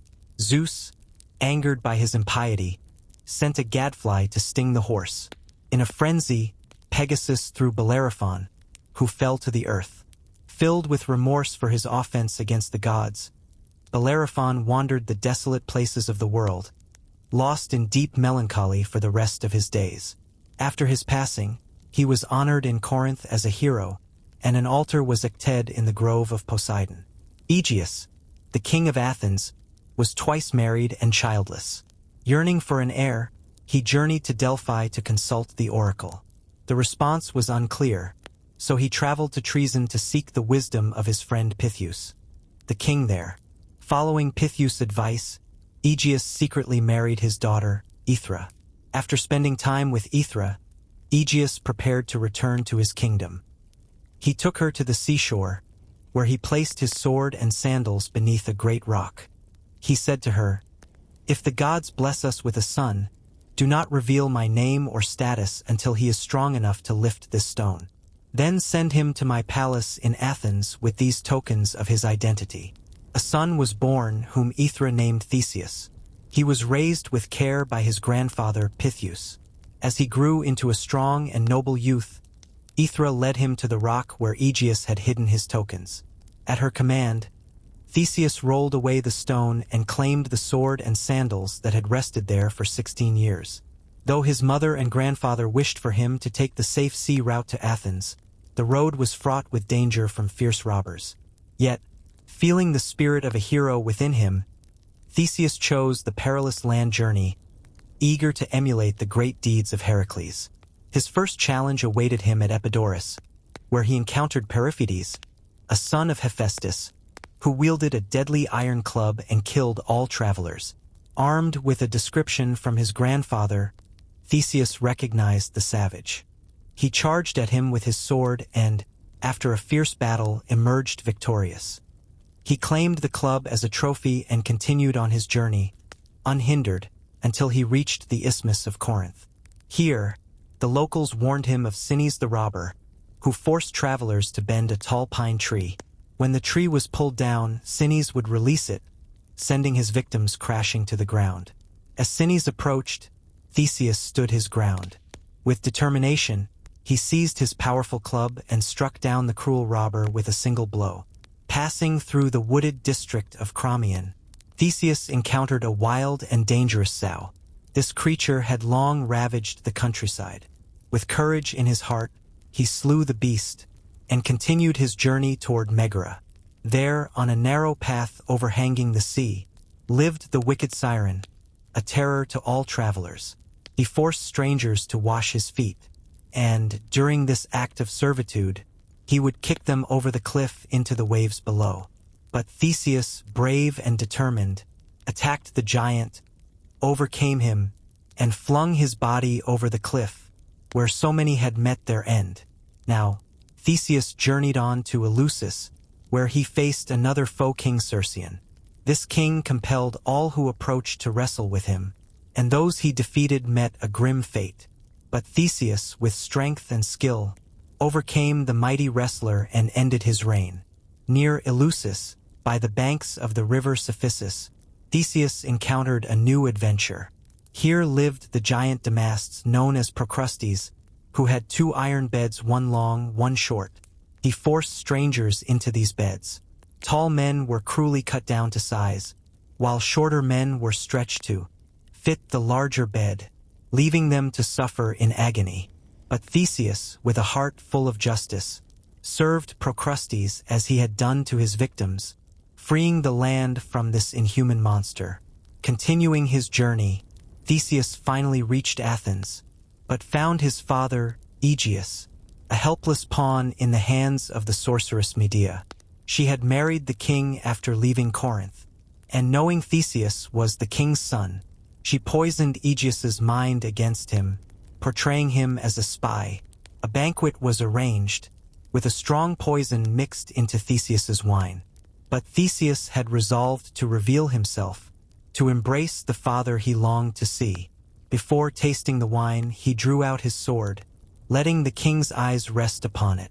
When Aegeus saw the familiar weapon, he recognized his son, and with joy he embraced him, presenting him as his heir to the courtiers. Unable to bear the sight of Medea any longer, he banished her from his kingdom forever. Now acknowledged as the rightful heir, Theseus faced opposition from the 50 sons of Pallas, the king's brother who expected to rule. They plotted to kill Theseus, but he surprised them as they lay in ambush, and defeated them all. Fearing the Athenians might hold a grudge, Theseus sought to win their hearts. He decided to rid the land of the fearsome bull of Marathon, a terror to the farmers. Capturing the beast, he brought it to Athens, where he displayed it to the astonished crowd, and solemnly sacrificed it to Apollo. Theseus's next endeavor surpassed all others, as he set out to slay the Minotaur, ending the shameful tribute of 7 youths and 7 maidens, demanded every 9 years from the Athenians. This cruel tribute began when Androgeos, the son of Minos, king of Crete, was treacherously murdered by the Athenians. In his grief, Minos declared war, conquering Athens and demanding the tribute, which fed the Minotaur, a monster of half-man, half-bull, lurking in the labyrinth built by Daedalus. When Theseus shared his heroic plan with his father, Aegeus was filled with grief, trying to dissuade his son from this dangerous path. But Theseus, confident in his strength, promised he would slay the Minotaur and return victorious. The ship carrying the doomed youths sailed with black sails, but Theseus vowed to return with white ones, if he emerged alive. Before leaving Athens, he chose Aphrodite as his guardian, offering a sacrifice to her. When he arrived in Crete, Aphrodite inspired Ariadne, the beautiful daughter of King Minos, to fall in love with the brave hero. In a secret meeting, Ariadne shared her feelings, giving Theseus a sharp sword and a clue of thread. She instructed him to tie one end at the entrance of the labyrinth, and unwind it as he ventured deeper, until he found the Minotaur. Filled with hope, Theseus thanked the kind maiden for her aid. Led by Minos, Theseus and his companions reached the labyrinth's entrance. Following Ariadne's instructions, he found the Minotaur, and after a fierce struggle, he defeated and killed the beast. Using the thread, he guided his friends safely out, and they fled to their ship, taking with them the lovely maiden, whose love had saved them all. Upon reaching the island of Naxos, Theseus had a dream. Dionysus, the wine god, appeared to him, declaring that the fates had decreed Ariadne as his bride. But he warned Theseus of misfortunes, should he refuse to accept her. Respecting the will of the gods, Theseus took a sorrowful farewell of the beautiful maiden who loved him so deeply, leaving her on the lonely island, where she would be found and wooed by the wine god. Theseus and his companions felt the deep ache of loss as they parted from their beloved benefactress. In their sorrow, they forgot the ship still bore the black sails, with which she had left the Attic coast. As they approached the port of Athens, Aegeus, anxiously waiting on the beach, spotted the vessel's dark sails. Believing his brave son had perished, he plunged into the sea, consumed by despair. With the support of the Athenians, Theseus ascended the empty throne. He soon revealed himself to be not just a valiant hero, but also a wise prince and careful legislator. At that time, Athens was a small city, surrounded by villages, each with its own government. Through kind and conciliatory measures, Theseus encouraged the leaders of these communities to surrender their sovereignty. He established a court in Athens to oversee public affairs for all of Attica. These wise actions united the Athenians, transforming them into a powerful people. Strangers and foreigners flocked to Athens, which blossomed into a thriving maritime port and a vital commercial center. Theseus revived the Isthmian Games and introduced many festivals, the most significant being the Panathenaea, held in honor of Athene Polias. On one occasion, Theseus arrived at the Amazonian coast during a voyage. The Amazons, curious about his visit, sent Hippolyte, one of their own, with gifts for the stranger. But as soon as she stepped aboard his ship, Theseus set sail, carrying her off to Athens, where he made her his queen. Enraged by this affront, the Amazons sought revenge. Some time later, when Athens was vulnerable, they landed an army in Attica. Their attack was so sudden that they reached the heart of the city before the Athenians could gather their forces. But Theseus quickly rallied his troops and launched a fierce counterattack. After a desperate battle, the invaders were driven away. Peace was restored, and the Amazons retreated. In the midst of the conflict, Hippolyte, forgetting her origins, fought bravely alongside her husband against her own kin, and tragically fell in battle. Not long after this sorrowful event, Theseus joined the famous Caledonian boar hunt, taking a leading role. He also became one of the brave souls on the Argonautic expedition. The remarkable friendship between Theseus and Pirithous began under unusual circumstances. One day, Theseus learned that his herds, grazing in Marathon, had been stolen by Pirithous. Gathering an armed force, he set out to confront the plunder. Yet, when the two heroes met, they were struck by a wave of admiration for one another. Pirithous extended his hand in peace, saying, "What satisfaction shall I render thee, O Theseus? Be thou thyself the judge." Theseus took his hand and replied, "I ask nothing but your friendship." They embraced, swearing eternal loyalty. Soon after, when Pirithous married Hippodamia, a Thessalian princess, he invited Theseus to the wedding feast. Among the guests were many centaurs, friends of Pirithous. As the banquet progressed, Eurytion, a young centaur, intoxicated by wine, attempted to seize the beautiful bride. The other centaurs followed suit, each trying to capture a maiden. Pirithous and his friends, with Theseus's valuable support, fought back against the centaurs. After a fierce struggle, they forced the invaders to release their captives. After Hippolyte's death, Theseus sought the hand of Phaedra, the sister of his late bride, Ariadne. They married and shared many happy years together, blessed with 2 sons. During this time, Hippolytus, the son of the Amazonian queen, had been away, raised by the king's uncles. When he returned to his father's palace, his young stepmother, Phaedra, fell deeply in love with him. But Hippolytus did not return her feelings, treating her with indifference. Consumed by rage and despair at his rejection, Phaedra took her own life. When Theseus discovered her, she held a letter accusing Hippolytus of causing her death, claiming he conspired against the king's honor. Once, Poseidon had promised to grant Theseus any request. In his grief, Theseus called upon the sea god to destroy Hippolytus, cursing him with solemn words. The father's dreadful curse soon fell upon his innocent son. As Hippolytus drove his chariot along the shore, a monstrous creature, sent by Poseidon, emerged from the depths. The horses, terrified, became uncontrollable.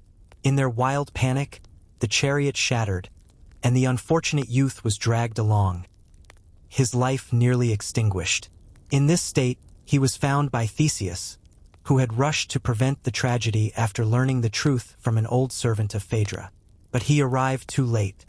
All he could do was comfort his dying son, acknowledging the terrible mistake he had made, and affirming his son's honor and innocence. After these heart-wrenching events, Theseus was persuaded by Pirithous, who had also lost his young wife, to embark on a journey through Greece. Their aim was to capture the most beautiful maidens they encountered. When they reached Sparta, they saw Helen, the daughter of Zeus and Leda, dancing in honor of Artemis. Though she was only 9 years old, her beauty was already legendary. Theseus and Pirithous abducted her, and when they cast lots, she fell to Theseus, who entrusted her to his mother Aethra. Pirithous had a bold dream. He asked Theseus to join him in a daring quest to descend into the shadowy underworld and bring back Persephone, the queen of Hades. Though Theseus knew the dangers that lay ahead, he could not abandon his friend. Together, they ventured into the gloomy realm of the Shades. But Hades, the lord of the underworld, had been warned of their approach. As soon as they entered his dark domain, they were seized and bound with chains. They were secured to an enchanted rock at the entrance of Hades. There, the two friends languished for many long years, until Heracles passed by on his quest for Cerberus. Heracles freed Theseus, but, obeying the will of the gods, he left Pirithous to suffer the consequences of his reckless ambition. While Theseus was trapped in the underworld, trouble brewed above. Castor and Pollux, the brothers of Helen, invaded Athens, demanding the return of their sister. An Athenian citizen named Academus, knowing where Helen was hidden, approached the camp of the Dioscuri. He revealed her location, and soon after Aethra, Helen's guardian, relinquished her charge. The brothers departed Athens with Helen, returning to their homeland.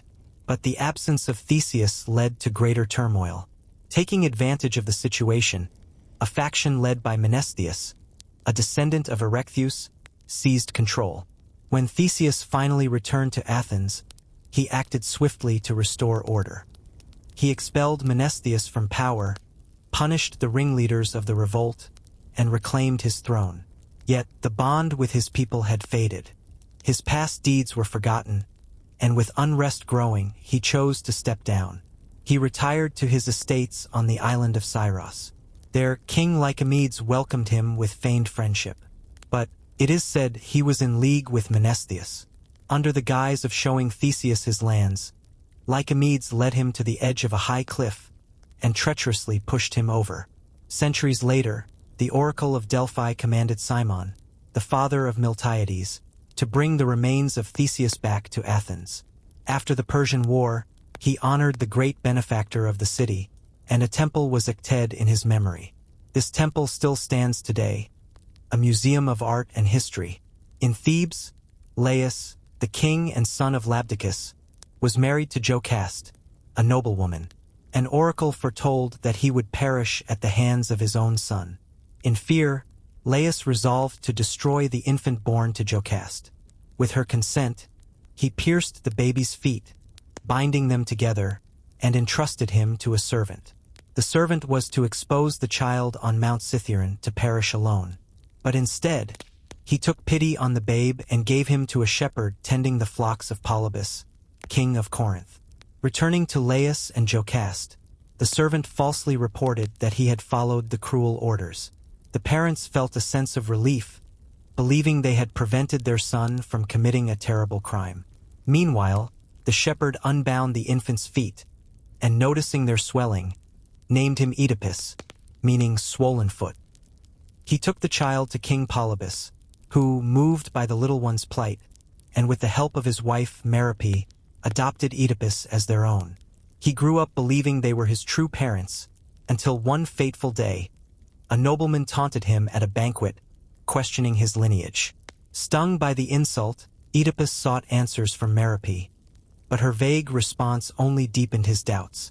Determined to uncover the truth, he journeyed to Delphi to consult the oracle.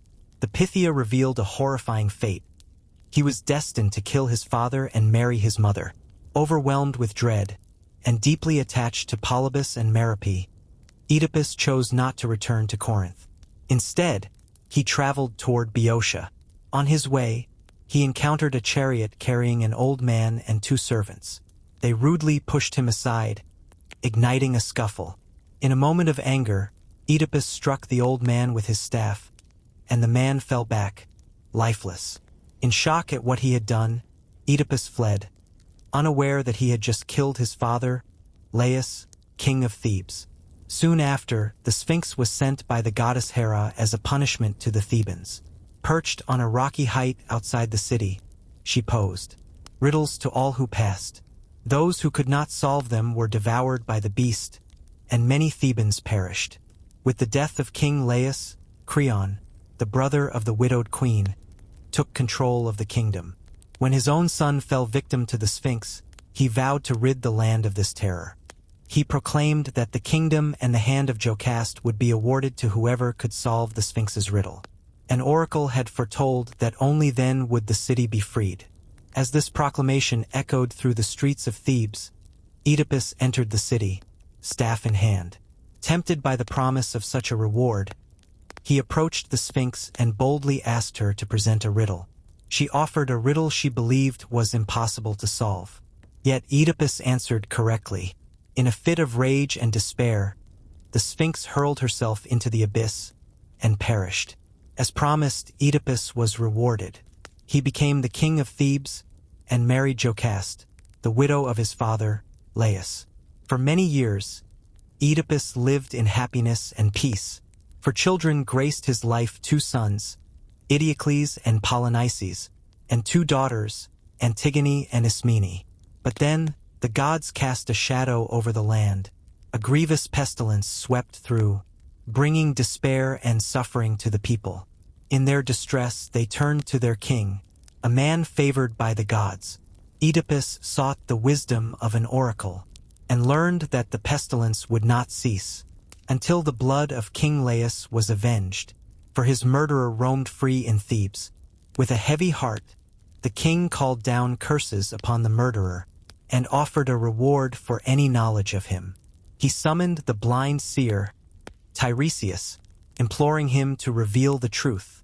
At first, Tiresias hesitated, but the king's earnest pleas wore him down. With a heavy voice he spoke, "You are the murderer of King Laius, your father, and you are wed to his widow, your own mother." To prove his words, Tiresias summoned an old servant, the one who had left Oedipus on Mount Cithaeron, and the shepherd who had brought him to King Polybus. Horrified by this dreadful truth, Oedipus fell into despair. In a moment of anguish, he took away his own sight, and Jocaste, unable to bear the shame, hanged herself in sorrow. Accompanied by his devoted daughter, Antigone, Oedipus left Thebes, becoming a wandering outcast, begging for bread from place to place. After a long and painful journey, he found refuge in the grove of the Eumenides, near Colonus, close to Athens. There, in his final moments, he was comforted by the loving care of Antigone. After Oedipus stepped down from the throne, his two sons, Eteocles and Polynices, claimed the crown and ruled Thebes. But Eteocles, ambitious and proud, soon seized power for himself, forcing Polynices into exile. Polynices journeyed to Argos, arriving under the cover of night.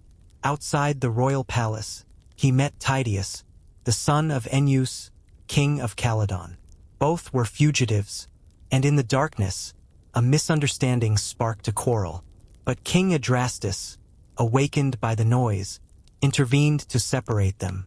By the flickering torchlight, Adrastus noticed the symbols on their shields: a lion on Polynices and a boar on Tydeus.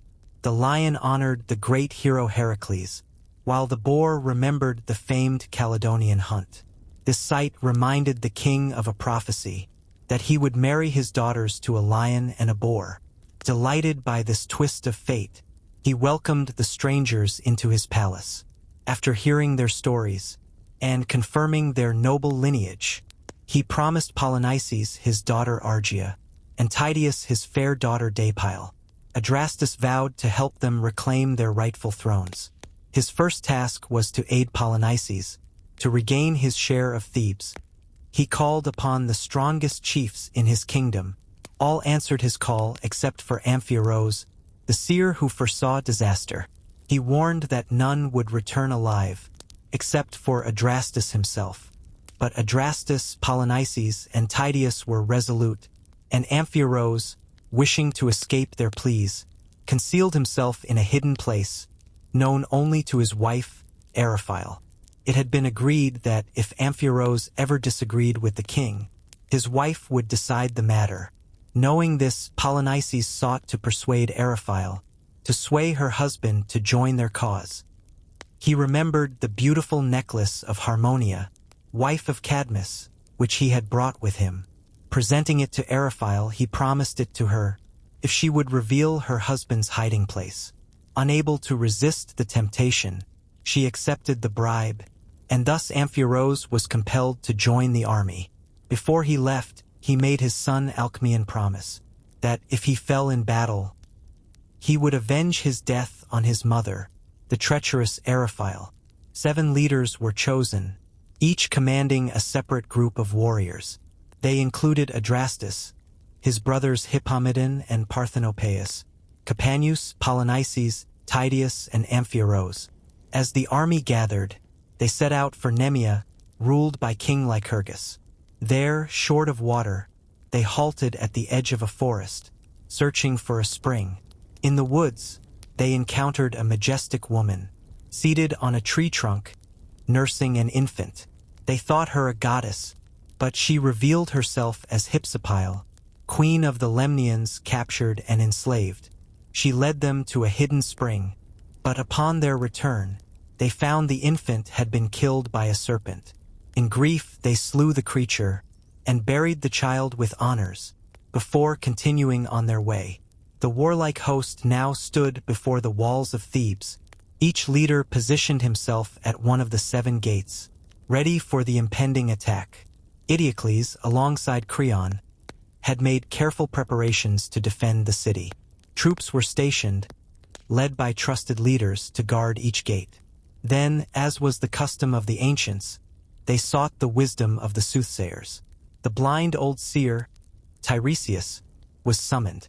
After observing the flight of birds, he spoke. His words were grave. He declared that all efforts to defend the city would be in vain, unless the youngest descendant of the house of Cadmus offered himself as a voluntary sacrifice for the good of the state. When Creon heard the seer's words, his heart sank.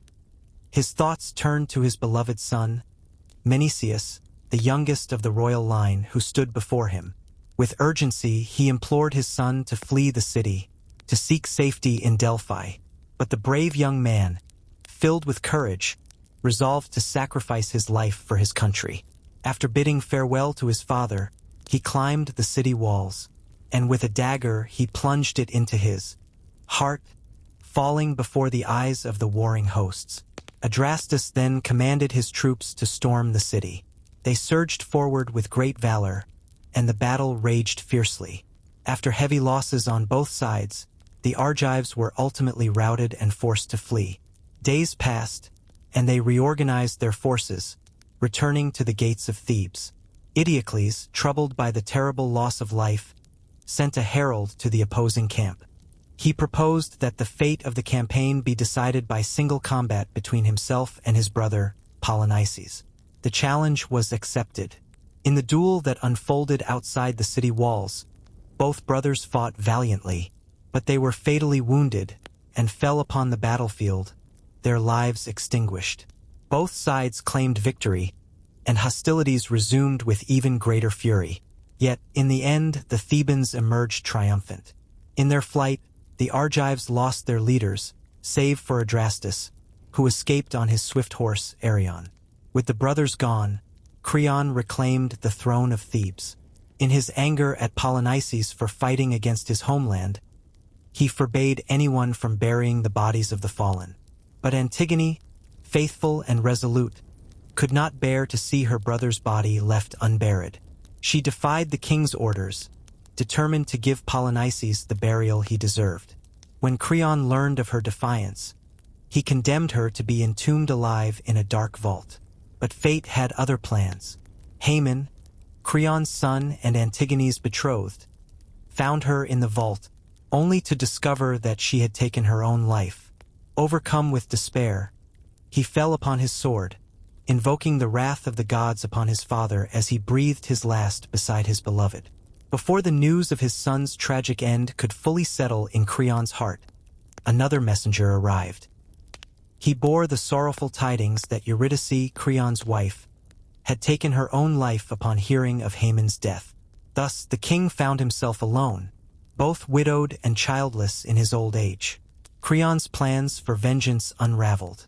Adrastus, having fled to Athens, persuaded Theseus to lead an army against Thebes. Their purpose was to compel the Thebans to return the bodies of the Argive warriors, so that they might receive the funeral rites they deserved. This mission was successful, and the fallen heroes were honored in death. Years later, the sons of the slain heroes, known as the Epigoni, resolved to avenge their fathers. They embarked on a new expedition against Thebes. Guided by the Delphic oracle, the command was given to Alcmaeon, the son of Amphiaraus. Yet he hesitated, remembering his father's warning to seek vengeance on his mother, Eriphyle. Thersander, the son of Polynices, sought to manipulate Eriphyle with the beautiful veil of Harmonia, a gift from his father. He persuaded her to convince Alcmaeon and his brother, Amphilochus, to join the war against Thebes. Eriphyle possessed an enchanting charm that captivated all who encountered her. Even her own son could not resist. Yielding to her influence, Alcmaeon accepted command and led a powerful army toward Thebes. At the city gates, Alcmaeon faced the Thebans, led by Laodamas, the son of Idiocles. A fierce battle erupted, and the Theban leader, after displaying incredible valor, fell to Alcmaeon's hand. With their chief lost, the Thebans retreated behind their walls. In their desperation, they sought the counsel of the old seer, Tiresias, now over 100 years old. With trembling lips, he revealed that their only hope lay in abandoning their city, taking their families with them. The Thebans sent ambassadors to negotiate with the enemy. While negotiations unfolded through the night, they quietly evacuated the city. The next morning, the Argives entered Thebes, plundering it and placing Thersander, the son of Polynices, upon the throne his father had fought for. Upon returning from his campaign, Alcmaeon resolved to fulfill his father's last wish, to take revenge on his mother, Eriphyle, for her betrayal. He discovered that she had urged him to join the expedition for the coveted Veil of Harmonia. With a heavy heart he took her life, and, carrying the ill-fated necklace and veil, he abandoned the home of his ancestors forever. But the gods could not allow such an unnatural crime to go unpunished. They afflicted him with madness, and sent one of the Furies to pursue him unceasingly. In this unhappy state, he wandered from place to place, until he finally reached Psophis in Arcadia. There, Phegeus, the king of the land, not only purified him of his crime, but also bestowed upon him the hand of his daughter Arsinoe.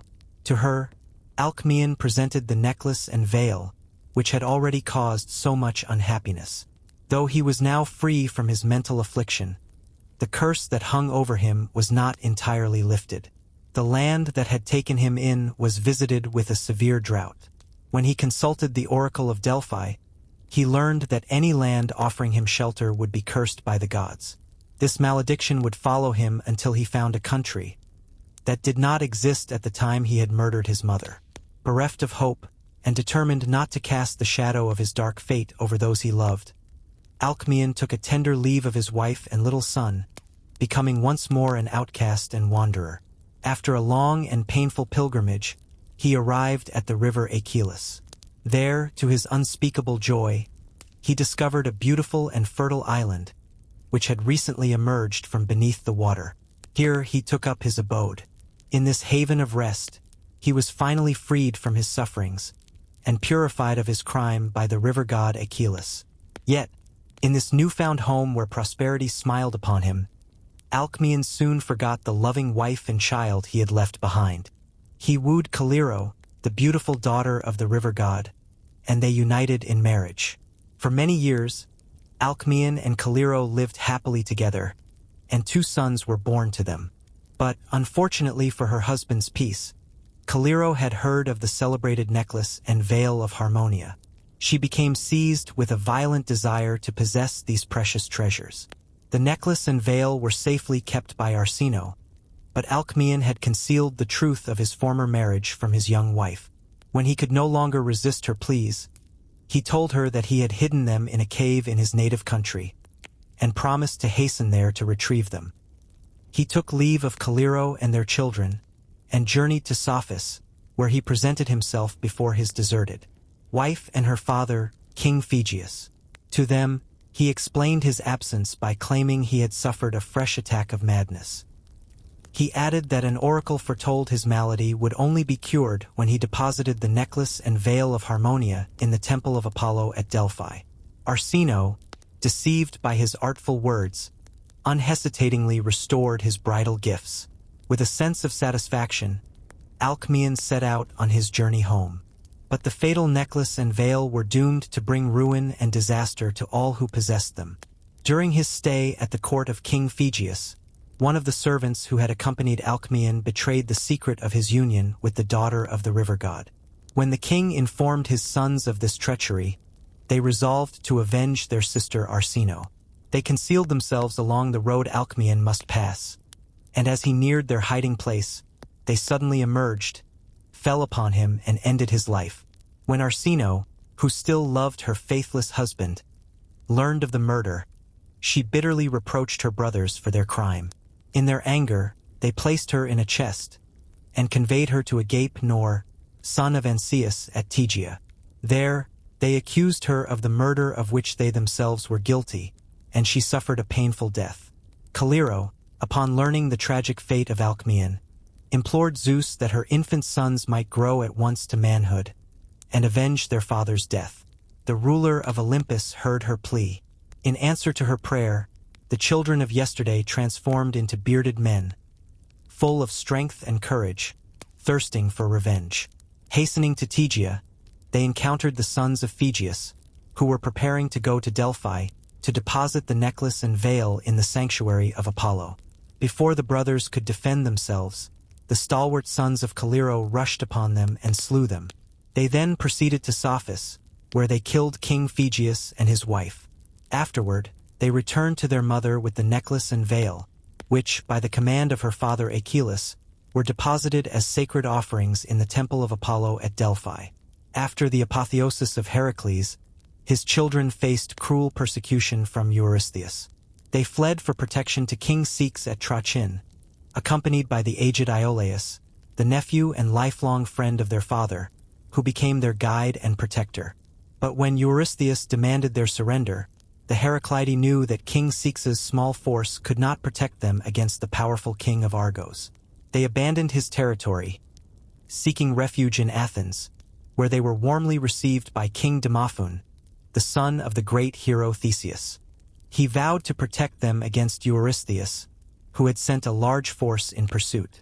As the Athenians prepared to repel the invaders, an oracle announced that the sacrifice of a noble maiden was necessary to ensure victory. Macaria, the beautiful daughter of Heracles and Deianira, magnanimously offered herself as a sacrifice. Surrounded by the noblest matrons and maidens of Athens, she devoted herself to death. While these events unfolded in Athens, Hylas, the eldest son of Heracles and Deianira, advanced with a large army to assist his brothers. After sending a messenger to the king announcing his arrival, Demophoon joined forces with him. In the thick of the ensuing battle, Iolaus, following a sudden impulse, borrowed Hylas's chariot. He earnestly entreated Zeus and Hebe to restore to him, for just one day, the vigor and strength of his youth. His prayer was heard. A thick cloud descended from heaven, enveloping the chariot. When it disappeared, Iolaus stood revealed before the astonished combatants, in the full plenitude of manly vigor. He led his valiant band of warriors, and soon the enemy was in headlong flight. Eurystheus, taken prisoner, was put to death by the command of King Demophoon. After gratefully acknowledging the timely aid of the Athenians, Hylas, accompanied by the faithful Iolaus and his brothers, took leave of King Demophoon. They set out to invade the Peloponnesus, a land they believed was their rightful heritage. According to the will of Zeus, it should have belonged to their father, the great hero Heracles. But Hera, in her malice, had thwarted his plans, causing his cousin Eurystheus to be born first. For 12 long months, the Heraclidae managed to hold their ground in the Peloponnesus.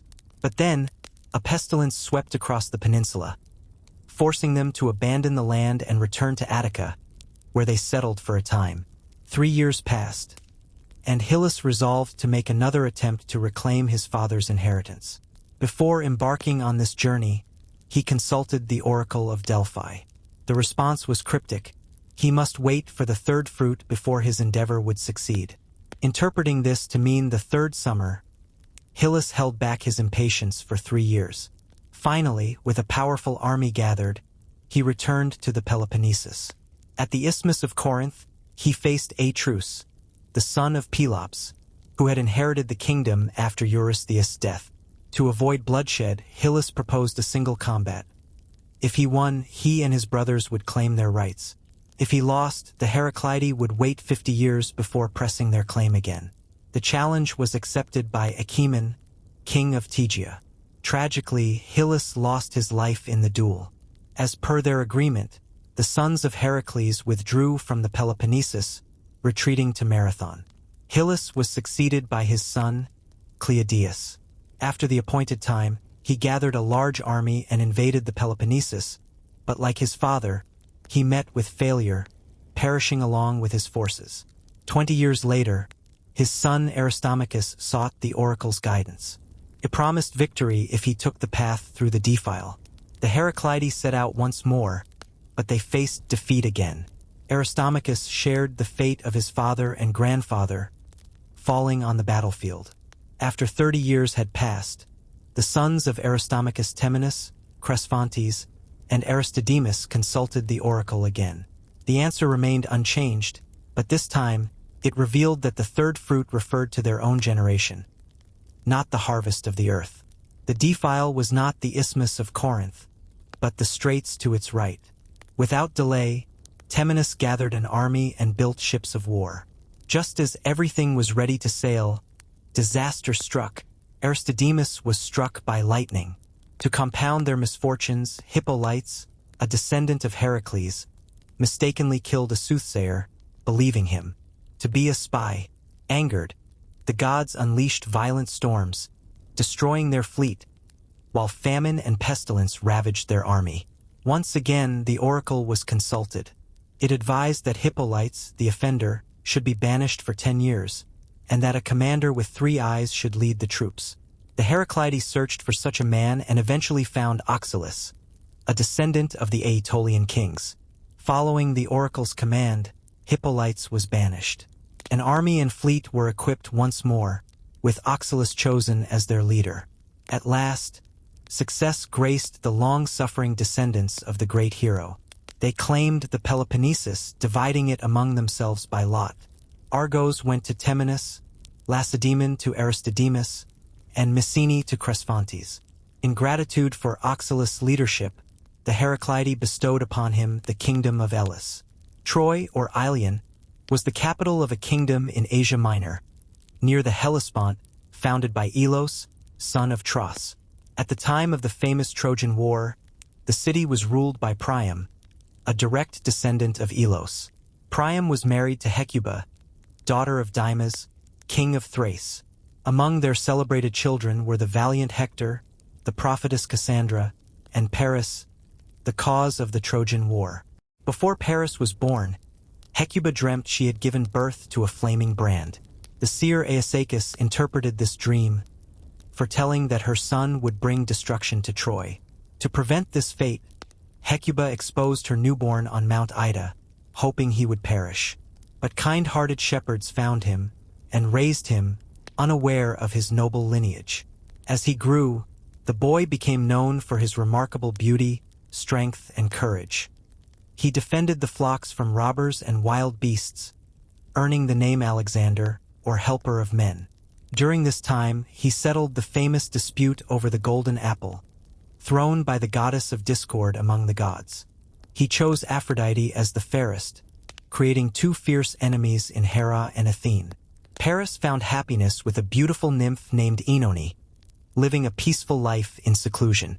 But fate had other plans. Hearing of funeral games in Troy for a departed relative of the king, Paris decided to participate. There, he distinguished himself in a contest against his unknown brothers, Hector and Deiphobus. Enraged that a mere shepherd could defeat them, the proud princes were ready to cause a disturbance, when Cassandra stepped forward, revealing that the humble peasant was their brother Paris. Joyfully, he was welcomed by his parents, who celebrated their newfound son. Amidst the festivities, the ominous prophecy was momentarily forgotten. As a testament to his confidence, the king entrusted Paris with a delicate mission. In the legend of Heracles, we remember how that great hero conquered Troy. After defeating King Laomedon, he carried away his beautiful daughter, Hesione, and bestowed her in marriage upon his friend, Telamon. Though she became the princess of Salamis and lived happily with her husband, her brother Priam never ceased to mourn her loss and the dishonor that had befallen their house. Now, it was proposed that Paris should be equipped with a grand fleet and journey to Greece to demand the return of his sister-in-law. Before setting sail, Paris was warned by Cassandra. She cautioned him against bringing home a wife from Greece, foretelling that if he ignored her words, he would bring ruin upon Troy and destruction to Priam's house. Under Paris's command, the fleet set sail and arrived safely in Greece. Here, the young Trojan prince first laid eyes on Helen, the daughter of Zeus and Leda, sister of the Dioscuri. She was the wife of Menelaus, king of Sparta, and the loveliest woman of her time. Many renowned heroes had sought her hand in marriage. Yet, her stepfather, Tyndareus, fearing the wrath of spurned suitors, required all to swear an oath to support the chosen husband in any future conflicts arising from the marriage. Eventually, he bestowed Helen upon Menelaus, a warlike prince devoted to martial pursuits and the pleasures of the hunt, resigning his throne and kingdom to him. When Paris arrived at Sparta, he was warmly welcomed by King Menelaus. At the banquet held in his honor, he charmed both host and hostess with his grace and varied talents, especially winning the favor of the fair Helen, to whom he gifted rare and exquisite trinkets from the East. While Paris was still a guest at the court, Menelaus received an invitation from his friend Idomeneus, king of Crete, to join him on a hunting expedition. Trusting and unsuspecting, Menelaus accepted, leaving Helen to entertain the distinguished stranger. Captivated by her beauty, Paris forgot all sense of honor and duty, and resolved to take his host's beautiful wife. He gathered his followers, and with their help, stormed the royal castle. They seized the treasures within and carried off the lovely, though not entirely unwilling, mistress. They set sail immediately, but were driven by a storm to the island of Crania, where they anchored. It was not until years had passed, during which home and country faded from memory, that Paris and Helen finally made their way to Troy. Preparations for war began. When Menelaus learned of the violation of his home, he traveled to Pylos, accompanied by his brother Agamemnon, to consult the wise old King Nestor, known for his experience and statecraft. Upon hearing the tale, Nestor advised that only through the united efforts of all the states of Greece could Menelaus hope to reclaim Helen from the powerful kingdom of Troy. Menelaus and Agamemnon raised the war cry, which echoed across Greece, met with unanimous support. Many who volunteered were former suitors of Helen, bound by their oaths to aid Menelaus. Others joined for the thrill of adventure, but all felt the weight of disgrace that would fall upon their land if such a crime went unpunished. Thus, a mighty army was gathered, with few notable names missing. Only two great heroes posed a challenge for Menelaus: Odysseus and Achilles. Odysseus, famed for his wisdom, was happily living in Ithaca with his beloved wife, Penelope, and their young son, Telemachus. Reluctant to leave his joyful home for an uncertain and perilous journey, he feigned madness when called upon. But the clever Palamedes, a hero in Menelaus's company, saw through his ruse and exposed him. Thus, Odysseus was compelled to join the war, though he never forgave Palamedes for his interference, and would one day seek revenge. Achilles, son of Peleus and the sea goddess Thetis, was said to have been dipped in the river Styx as a babe, rendering him invulnerable, except for the heel by which his mother held him.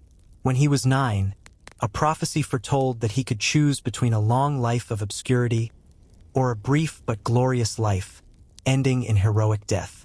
Wishing to prolong her son's life, Thetis took him to the island of Scyros, where he was raised among the daughters of King Lycomedes, disguised as a girl. Now, as Achilles was needed for the prophecy that Troy could not fall without him, Menelaus consulted Calchas the soothsayer, who revealed his hiding place. Odysseus was sent to Scyros, where, using a clever trick, he soon discovered which maiden was Achilles. Disguised as a merchant, he offered various trinkets for sale to the king's daughters. All were intrigued, except for one. Odysseus deduced that the aloof girl must be Achilles. To confirm his suspicion, he displayed a beautiful set of warlike gear, and at a signal, stirring martial music filled the air. Achilles, ignited by the call to arms, seized the weapons, revealing his true identity. He joined the Greeks, accompanied by his kinsman Patroclus, and brought with him a large force of Thessalian troops, known as the Myrmidons, along with 50 ships. For 10 long years, Agamemnon and the other chiefs poured their hearts and souls into preparing for the expedition against Troy. Yet, amidst these warlike preparations, they did not forget the hope for peace. An embassy was sent forth, led by Menelaus and Odysseus, to King Priam, demanding the return of Helen. The embassy was received with great pomp and ceremony, but the demand was ultimately rejected. The ambassadors returned to Greece, and soon after, the order was given for the fleet to gather at Aulis in Boeotia. Never before had such a vast army been assembled in Greece. 100,000 warriors gathered at Aulis, and over 1,000 ships floated in the bay, ready to carry them to the shores of Troy. The command of this mighty host was entrusted to Agamemnon, the king of Argos, the most powerful of all the Greek princes. Before the fleet set sail, solemn sacrifices were offered to the gods on the shore. Suddenly, a serpent was seen climbing a plane tree, where a nest of 9 young sparrows rested. The serpent devoured the young birds and their mother, and then, in a twist of fate, was turned to stone by Zeus. Calchas, the soothsayer, was consulted, and he interpreted this miracle to mean that the war with Troy would last for 9 years, and only in the 10th year would the city fall. The Greek fleet then set sail. However, they mistook the Mysian coast for Troy and landed troops, beginning to ravage the land. Telephus, the king of the Mysians and son of the great hero Heracles, opposed them with a large army. He managed to drive them back to their ships, but was wounded by Achilles' spear. Patroclus, fighting valiantly alongside Achilles, was also wounded. Yet Achilles, a pupil of Chiron, carefully bound Patroclus' wound, healing him. This moment marked the beginning of a deep friendship between the two heroes, a bond that would endure even in death. The Greeks returned to Aulis. Meanwhile, Telephus, suffering from his wound, sought the counsel of an oracle. The oracle revealed that only the one who inflicted the wound could heal it. Telephus made his way to the Greek camp, where Achilles healed him.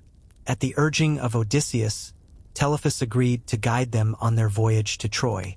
Just as the expedition was about to set sail again, Agamemnon accidentally killed a hind sacred to Artemis. In her anger, she sent calm winds that prevented the fleet from departing. Calchas, when consulted, declared that only the sacrifice of Iphigenia, Agamemnon's daughter, could appease the goddess. How Agamemnon overcame his fatherly feelings, and how Iphigenia was saved by Artemis herself, has been told in another tale.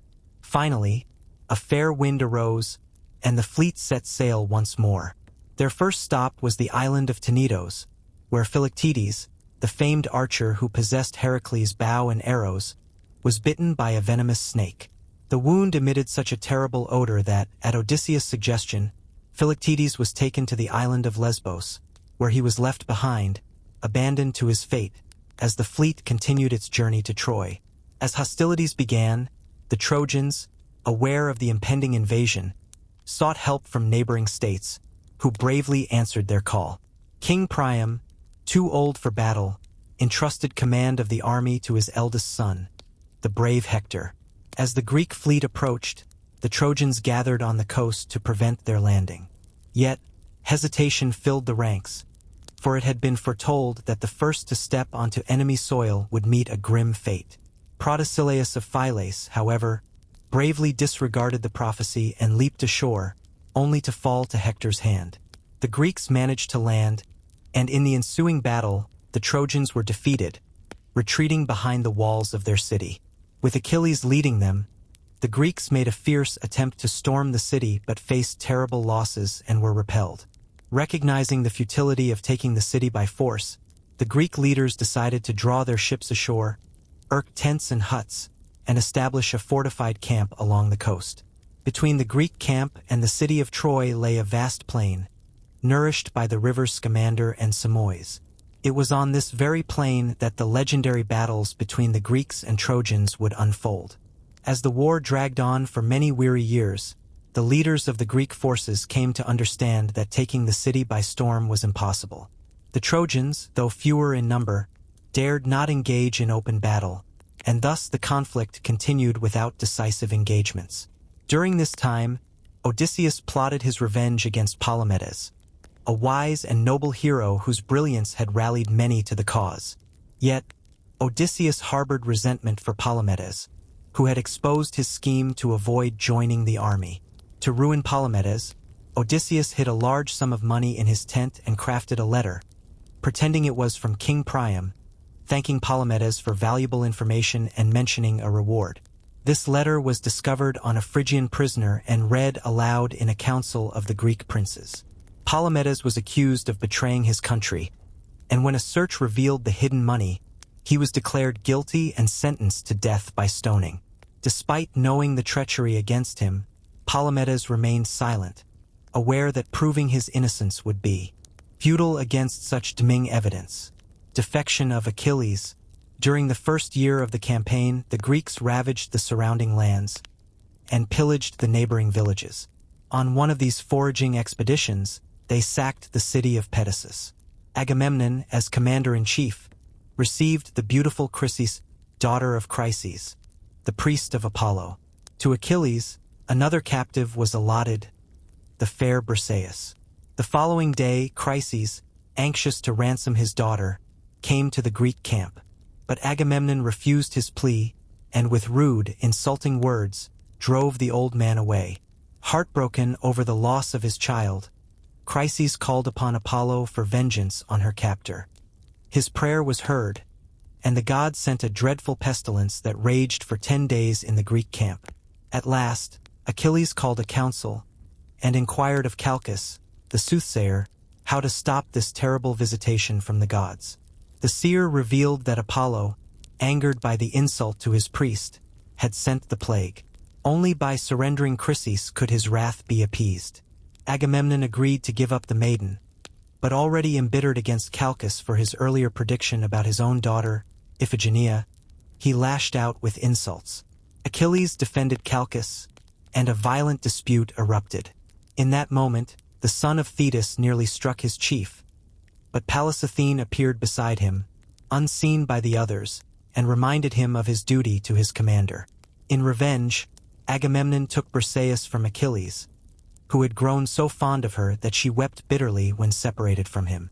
Disgusted by his chief's ungratefulness, Achilles withdrew to his tent, refusing to take any further part in the war. Heartsore and dejected, he went to the seashore, and there called upon his divine mother. In response to his prayer, Thetis emerged from the waves, comforting her brave son with the promise that she would plead with mighty Zeus to avenge his wrongs. She would ask for victory to be given to the Trojans, so the Greeks might realize the great loss they had suffered by his absence. The Trojans, informed by a spy of Achilles' defection, grew bold, emboldened by the absence of their greatest fear. They launched a fierce attack on the Greeks, who, despite their brave defense, were routed and driven back to their entrenchments. Agamemnon and many other Greek leaders were wounded in the fray. Encouraged by their success, the Trojans began to besiege the Greeks in their camp. At this moment, Agamemnon, sensing the danger to his army, set aside his personal grievances. He sent an embassy to Achilles, made up of noble chiefs, urgently pleading for his help in this perilous hour.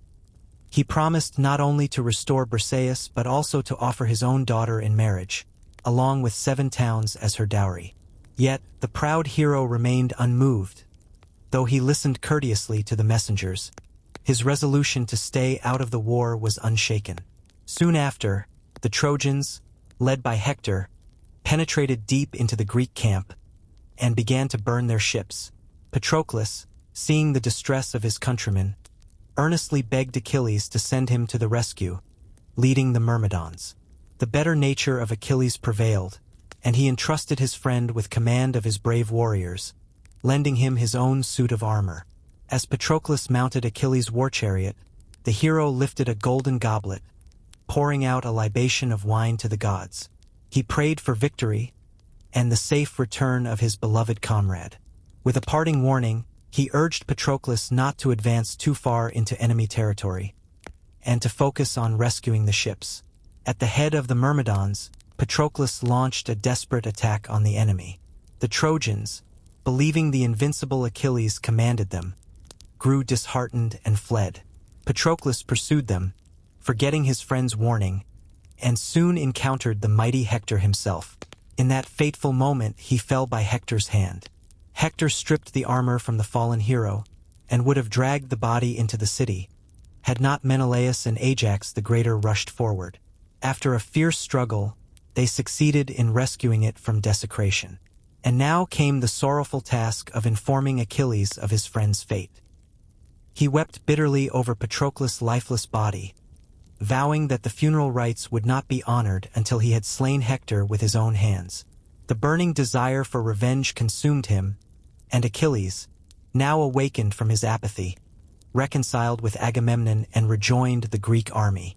At the request of the goddess Thetis, Hephaestus forged for him a new suit of armor, one that surpassed all others in magnificence.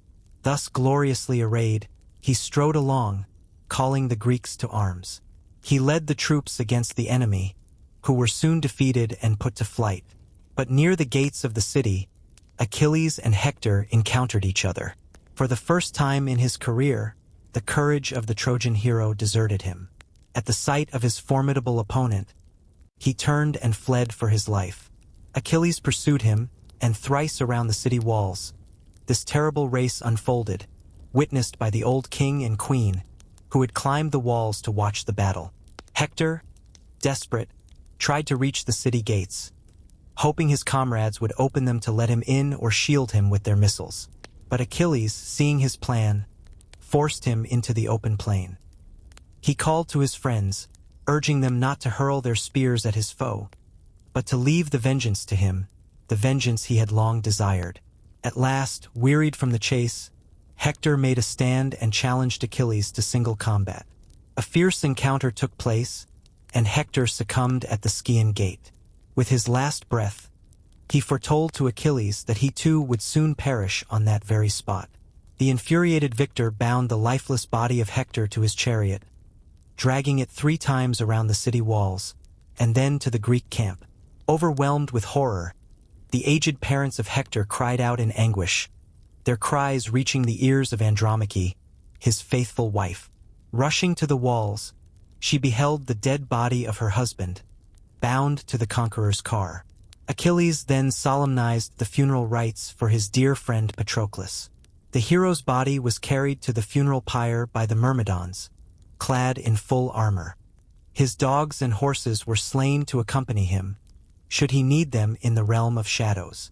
In fulfillment of his savage vow, Achilles slaughtered 12 brave Trojan captives, laying them on the funeral pyre, which was soon set ablaze. When the flames consumed everything, the bones of Patroclus were carefully gathered and placed in a golden urn. Then came the funeral games, chariot races, boxing matches, wrestling, foot races, and single combats with shield and spear. The most distinguished heroes participated, contending for the prizes. After Hector's death, the Trojans, feeling lost without their great hope, dared not venture beyond their city walls. But soon, their spirits lifted with the arrival of a powerful army of Amazons, led by their queen, Penthesilea, a daughter of Ares. Her ambition was to face the renowned Achilles and avenge Hector's death. Hostilities resumed in the open plain. Penthesilea led the Trojan forces, while Achilles and Ajax commanded the Greeks.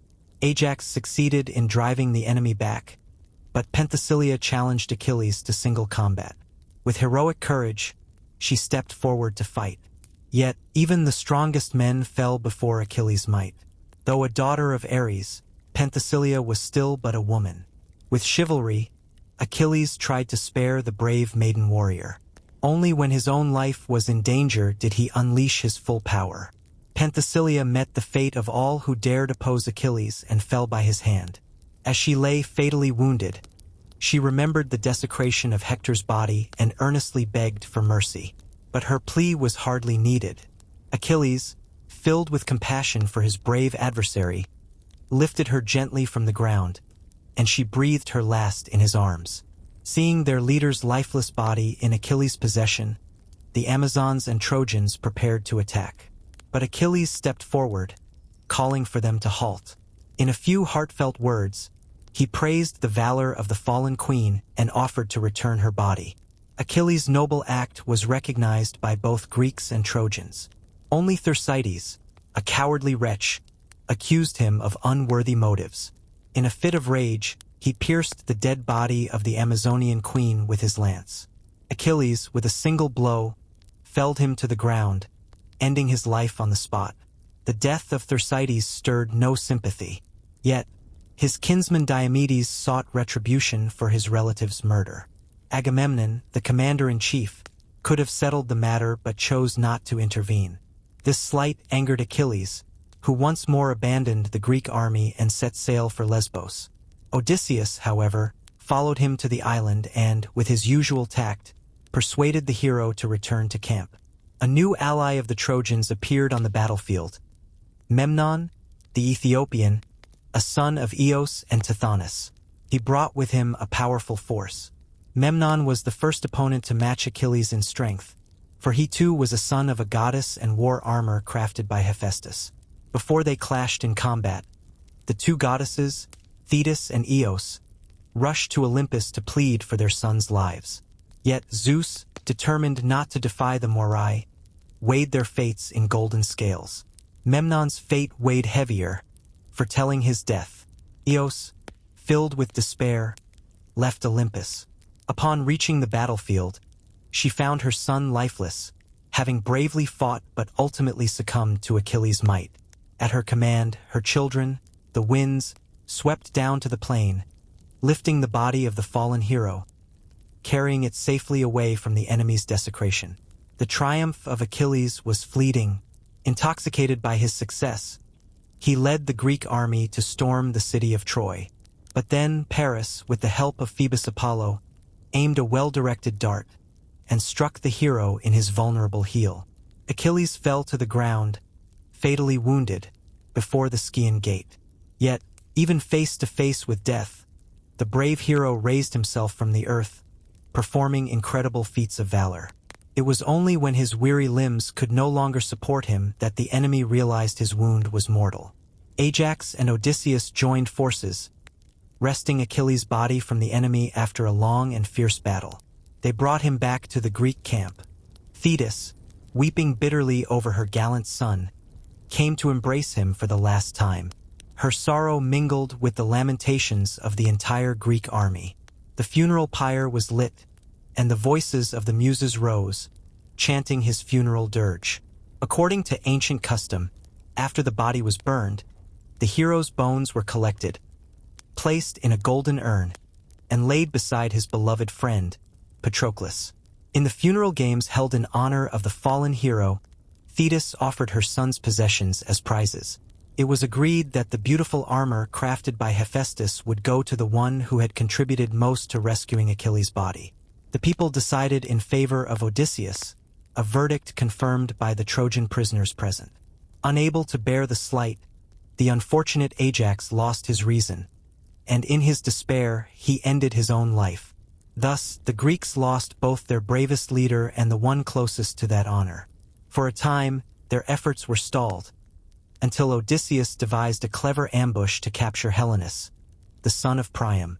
Like his sister Cassandra, Helenus had the gift of prophecy. Now, he was forced by Odysseus to use this gift against his own city. The Greeks learned from the Trojan prince that 3 conditions were essential to conquer Troy. First, the son of Achilles must fight alongside them. Second, they needed the arrows of Heracles. And third, they must obtain the wooden image of Pallas Athene, the famous Palladium of Troy. The first condition was easily met. Odysseus traveled to the island of Scyros, where he found Neoptolemus, Achilles' son. He ignited the young man's ambition, generously giving him his father's magnificent armor. Together, they returned to the Greek camp, where Neoptolemus quickly distinguished himself in battle against Eurypylus, the son of Telephus, who had come to aid the Trojans. Acquiring the poison-dipped arrows of Heracles proved more challenging. They were still with the troubled Philoctetes, who remained on the island of Lemnos, suffering from an unhealed wound. But with the tireless efforts of Odysseus and Diomedes, they persuaded Philoctetes to join them. The skilled healer, Machaon, treated his wound, bringing him back to health. Philoctetes reconciled with Agamemnon, and soon after, he mortally wounded Paris, Priam's son. Yet, though struck by the demigod's fatal arrow, death did not come immediately. Paris remembered an oracle's prediction, that only his abandoned wife, Oenone, could heal him. He was carried to her home on Mount Ida, pleading for her help, recalling their past love. But Oenone, filled with bitterness, pushed aside her feelings of compassion and told him to leave. Yet, as memories of their love flooded back, she hurried after him. When she arrived in the city, she found Paris' lifeless body laid upon the funeral pyre. In her grief and despair, Oenone threw herself onto her husband's body, perishing in the flames. The Trojans were now trapped within their walls, besieged. But the third condition remained unfulfilled, leaving their efforts to capture the city in vain. In this moment of need, the wise and devoted Odysseus came to the rescue once more. Disguised as a wretched old beggar, he crept into the city, seeking the location of the Palladium. He succeeded, recognized only by the fair Helen, who had been married to Deiphobus after Paris' death. With her heart yearning for her homeland and her husband Menelaus, she became an unexpected ally for Odysseus. Upon returning to camp, Odysseus called upon the brave Diomedes. Together, they undertook the perilous task of stealing the Palladium from its sacred place, overcoming many challenges. With the conditions for conquest fulfilled, a council was called to decide their next steps. Epios, a Greek sculptor, was asked to create a colossal wooden horse, large enough to hide several distinguished heroes. Once completed, a band of warriors concealed themselves within. The Greek army then broke camp, setting fire to it as if they had given up after 10 long years of siege. Accompanied by Agamemnon and the wise Nestor, the fleet sailed to the island of Tenedos, casting anchor, waiting anxiously for the signal to return to the Trojan coast. Destruction of Troy. When the Trojans saw the enemy depart, and the Greek camp ablaze, they believed themselves safe at last. They streamed out of the town in great numbers, eager to view the site where the Greeks had long encamped. Here, they discovered the gigantic wooden horse and examined it with wide-eyed curiosity. Various opinions swirled among them about its purpose. Some thought it an engine of war and wanted to destroy it.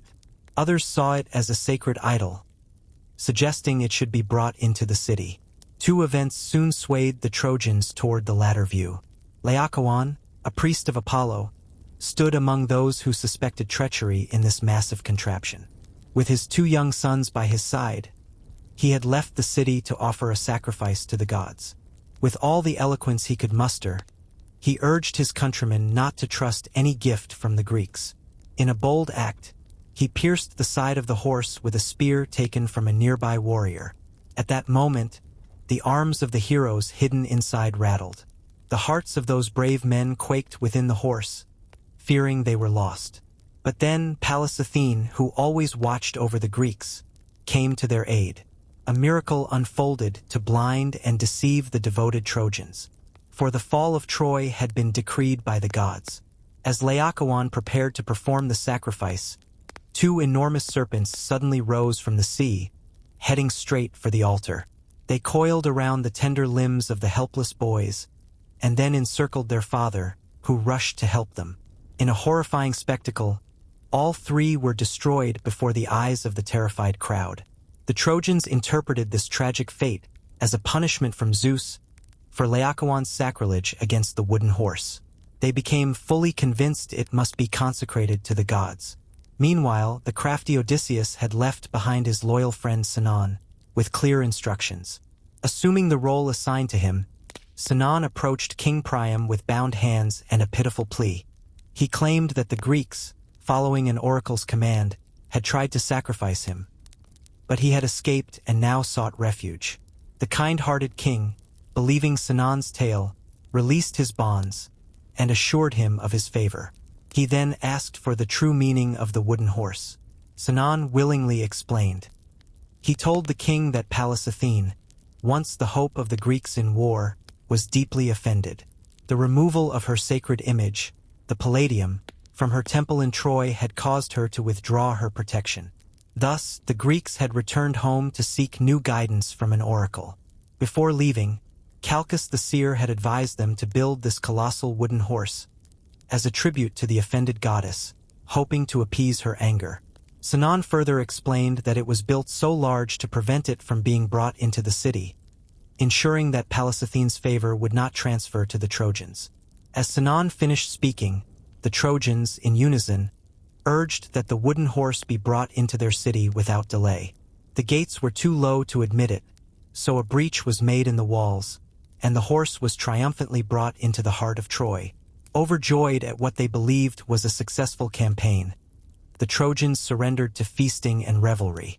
Amidst the celebrations, the unfortunate Cassandra rushed through the streets, wild with gestures and disheveled hair. She warned her people of the dangers that awaited them. But her words fell on deaf ears, for it was always the fate of the tragic prophetess that her predictions went unheeded. When the day's excitement faded and the Trojans retired to rest, all fell silent. In the dead of night, Sinon released the heroes from their hidden prison. The signal was given to the Greek fleet lying off Tenedos, and the whole army silently landed once more on the Trojan coast. Entering the city was now an easy task, and a terrible slaughter ensued. Awakened from their slumber, the Trojans, led by their bravest leaders, fought valiantly, but they were easily overcome. Many of their most valiant heroes fell in battle, and soon the city was engulfed in flames. Priam fell by the hand of Neoptolemus, who struck him down as he lay before the altar of Zeus, praying for divine assistance in this dire hour. The unfortunate Andromache, with her young son Astyanax, sought refuge atop a tower, but the victors discovered her, and fearing the son of Hector might one day rise against them, they tore him from her arms and hurled him over the battlements. Only Aeneas, the son of Aphrodite, beloved by gods and men, escaped the carnage. He carried his father Anchises on his shoulders and fled to Mount Ida, eventually journeying to Italy, where he became the ancestral hero of the Roman people. Menelaus sought Helen in the royal palace, where her immortal beauty still shone bright. A reconciliation took place, and she accompanied her husband on the journey home. Andromache, the widow of brave Hector, was given in marriage to Neoptolemus. Cassandra fell to Agamemnon, while Hecuba, the gray-haired queen, was captured by Odysseus. The vast treasures of the wealthy Trojan king fell into the hands of the Greek heroes. After leveling the city of Troy to the ground, they prepared for their voyage home. But during the sacking of Troy, the Greeks committed many acts of desecration and cruelty. These actions called down the wrath of the gods upon them, and their homeward journey was fraught with dangers and disasters. Many perished before reaching their native land. Nestor, Diomedes, Philoctetes, and Neoptolemus arrived safely in Greece after a prosperous voyage. But the vessel carrying Menelaus and Helen was tossed by violent tempests to the coast of Egypt. Only after many years of weary wanderings did they finally reach their home in Sparta. Ajax the Lesser had offended Pallas Athene by desecrating her temple on the night of Troy's destruction. He was shipwrecked off Cape Caphareus. Clinging to a rock, his life might have been spared, but for his impious boast that he needed no help from the gods. No sooner had he uttered those sacrilegious words than Poseidon, enraged, split the rock with his trident. The waves overwhelmed the unfortunate Ajax. As for Agamemnon, his homeward voyage was mostly uneventful and prosperous. Yet, upon arriving at Mycenae, misfortune awaited him. His wife, Clytemnestra, sought revenge for the sacrifice of their beloved daughter, Iphigenia. During Agamemnon's absence, she formed a secret alliance with Aegisthus, the son of Thyestes. Together they conspired against him. Clytemnestra feigned joy at her husband's return. Despite Cassandra's urgent warnings, Agamemnon welcomed her affection with trusting confidence. In her well-acted anxiety for the weary traveler, she prepared a warm bath for his refreshment. At a given signal, Aegisthus, hidden nearby, rushed in and struck down the defenseless hero. During the massacre that followed, Agamemnon's daughter, Electra, displayed great presence of mind. She saved her young brother, Orestes, who fled for refuge to his uncle Strophius, king of Phocis. There, he was raised alongside Strophius's son, Pylades, and a deep friendship blossomed between them. As Orestes grew into manhood, his heart was consumed by a desire for revenge for his father's death. Accompanied by his faithful friend Pylades, he disguised himself and returned to Mycenae, where Aegisthus and Clytemnestra ruled. To disarm suspicion, he sent a messenger to Clytemnestra, pretending to be from King Strophius, announcing the untimely death of her son Orestes in a chariot race at Delphi. Upon reaching Mycenae, he found Electra overwhelmed with grief. Revealing his true identity, he learned of her mother's cruelty and how joyfully the news of his demise had been received. Anger surged within him, and he rushed into the presence of the king and queen. In a moment of fury, he pierced Clytemnestra's heart, and then struck down her guilty partner. But the gods did not let the crime go unpunished. Hardly had Orestes committed the act, when the Furies appeared, relentlessly pursuing him. In desperation, he sought refuge in the Temple of Delphi, pleading with Apollo to free him from his tormentors. The god commanded him to journey to Toricature Synesis and bring back the statue of Artemis, a perilous task. With the help of his sister Iphigenia, the priestess of the temple, Orestes succeeded in his mission. Yet, the Furies continued their relentless pursuit. It was only through the intervention of the just and powerful goddess Pallas Athene that Orestes was finally liberated. With his peace of mind restored, Orestes took the throne of Argos and married the beautiful Hermione, daughter of Helen and Menelaus. He bestowed the hand of his beloved sister Electra to his faithful friend Pylades. Now let us turn to the homeward voyage of Odysseus. With 12 ships laden with treasures from Troy, he set sail with a light heart for his rocky island home of Ithaca. At last, the moment he had longed for had arrived. Little did he know that 10 more years would pass before he could embrace his beloved wife and child. During his journey, A storm drove his fleet to a land where the inhabitants lived on a curious plant called the lotus. Sweet as honey, it caused forgetfulness of home and an irresistible longing to stay forever. Odysseus and his companions were welcomed warmly and feasted on the delicious food. But when his comrades refused to leave, he had to use sheer force to bring them back to their ships. Continuing their journey, they arrived at the land of the Cyclops, giants with a single eye in the center of their foreheads. Odysseus, driven by curiosity, left his fleet anchored safely and ventured forth with 12 chosen companions. They discovered a vast cave, filled with huge piles of cheese and great pails of milk. His companions urged him to return to the ship, but Odysseus was eager to meet the owner of this extraordinary abode. As evening fell, a fierce giant appeared, carrying a heavy load of wood and driving a flock of sheep. This was Polyphemus, the son of Poseidon, the owner of the cave. After all his sheep had entered, the giant rolled a massive rock in front of the entrance, a rock that 100 men could not move. Having kindled a fire with great logs of pine, Odysseus prepared to make his supper, when the flames flickered and revealed new occupants in a corner of the cavern. They stepped forward, shipwrecked mariners, seeking his hospitality in the name of Zeus. But the fierce Cyclops, a lawless monster, railed against the great ruler of Olympus, showing no fear of the gods. He hardly acknowledged the hero's plea. To Odysseus's horror, the giant seized 2 of his companions, dashing them to the ground, consuming their remains, and washing down the ghastly meal with huge draughts of milk. Then, stretching his gigantic limbs beside the fire, he fell fast asleep. Seeing an opportunity to rid himself and his companions of this terrible enemy, Odysseus drew his sword. He crept forward, ready to strike, but suddenly remembered the immense rock that sealed the cave's entrance, making escape impossible. Wisely, he decided to wait until morning, using the time to devise a clever plan for their escape. As dawn broke, the giant awoke and seized 2 more of Odysseus's unfortunate companions, devouring them. After his meal, Polyphemus leisurely drove out his flock, securing the cave's entrance once more. That evening, after devouring 2 more victims, Odysseus stepped forward, offering the giant a large measure of wine from his ship, contained in a goat's skin. Delighted by the delicious drink, the giant asked for the name of his benefactor.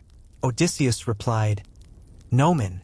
Polyphemus, in gratitude, announced he would eat him last.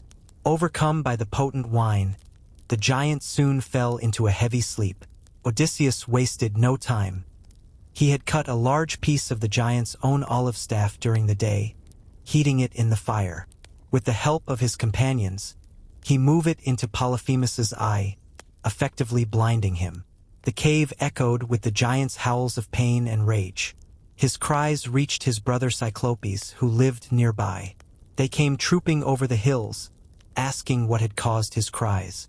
But when Polyphemus replied, "Nomen has injured me," they thought he was playing a trick and abandoned him to his fate. Now blind, the giant groped around his cave, hoping to catch his tormentors. But wearied from his fruitless efforts, he rolled away the rock sealing the cave's entrance, thinking his victims would rush out with the sheep. Meanwhile, Odysseus had been clever. He linked the large sheep together with willow branches, securing his comrades beneath them. Choosing the finest ram, Odysseus clung to its wool, making his escape. As the sheep passed out of the cave, the giant felt among them for his victims. Not finding them, he allowed them to pass, and they all escaped. They hurried on board their vessel, and Odysseus, thinking himself safe, shouted his real name, mockingly defying the giant. Furious, Polyphemus seized a massive rock and hurled it toward the ship, narrowly missing them. He then called upon his father, Poseidon, to avenge him, asking for a long, arduous journey for Odysseus, to destroy his ships and companions, and to make his return as late, unhappy, and desolate as possible. After sailing through unknown seas for some time, Odysseus and his followers anchored at the island of Aeolus, king of the winds. He welcomed them warmly, entertaining them for a whole month. When they prepared to leave, Aeolus gifted Odysseus a skin filled with all the contrary winds, ensuring a safe voyage. He cautioned him not to open it, and summoned the gentle Zephyrus to guide them toward Greece. On the evening of the 10th day, they spotted the watchfires of Ithaca. But, exhausted, Odysseus fell asleep. His comrades, thinking the bag contained treasure, opened it. All the adverse winds rushed out, driving them back to Aeolia. This time, Aeolus did not welcome them, but dismissed them with bitter reproaches for ignoring his warning. After 6 days of sailing, they finally sighted land. Seeing what appeared to be smoke from a large town, Odysseus sent a herald with 2 companions to procure provisions. But to their dismay, they had entered the land of the Laestrygons, fierce and gigantic cannibals, ruled by King Antiphates.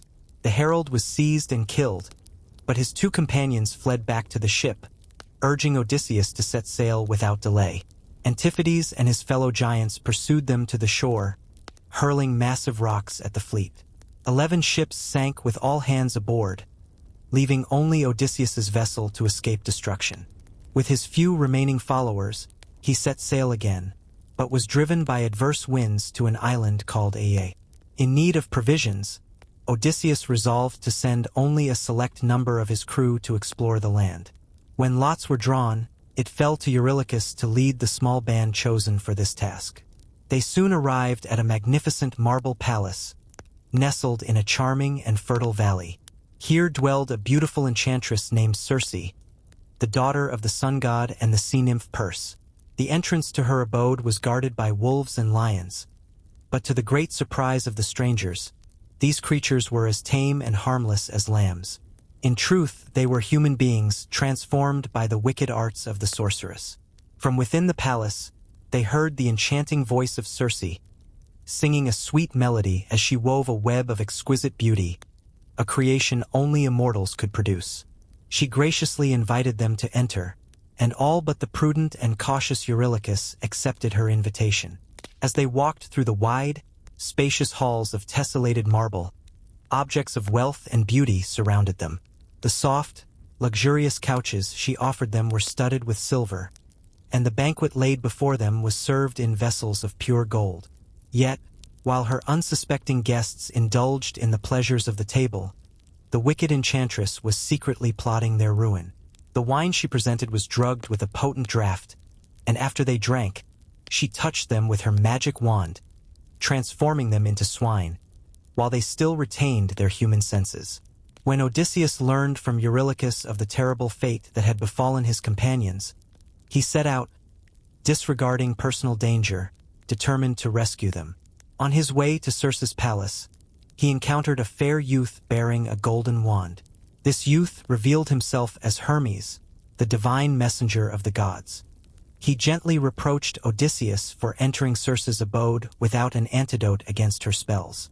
Then, he presented him with a peculiar herb called moly, assuring him it would counteract the enchantress's wicked arts. Hermes warned Odysseus that Circe would offer him a draught of drugged wine, intending to transform him as she had done to his companions. He advised Odysseus to drink the wine, knowing the herb would nullify its effects. Then he should boldly confront the sorceress, as if to take her life. In doing so, her power over him would cease, and she would recognize her master, granting him whatever he desired.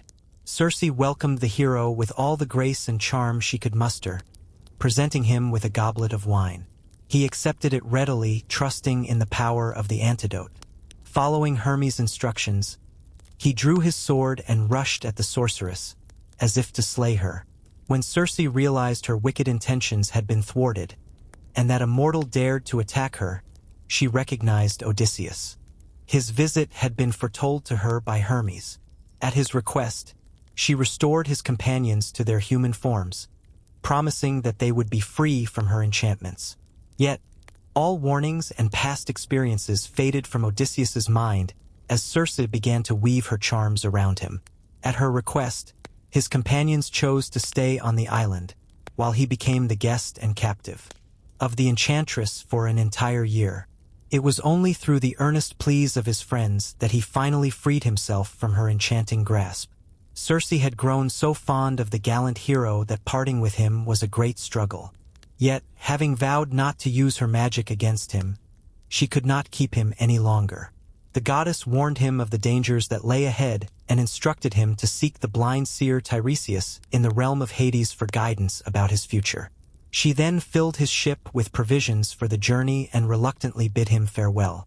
Though apprehensive about venturing into the shadowy realms of the dead, Odysseus obeyed the goddess's command.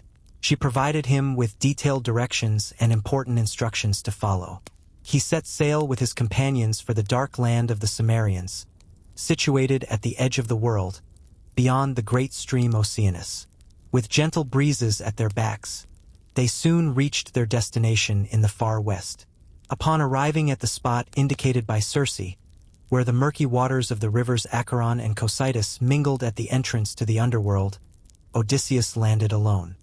He dug a trench to receive the blood of the sacrifices, offering a black ram and ewe to the powers of darkness.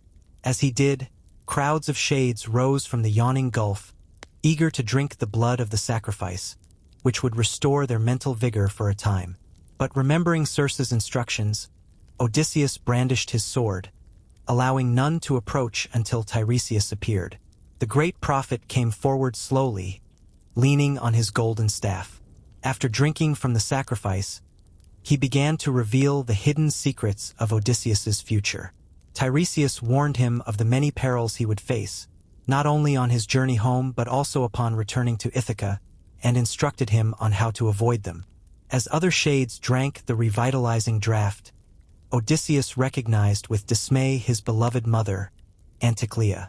From her, he learned she had died of grief during his long absence, while his aged father, Laertes, was wasting away in sorrow for his return.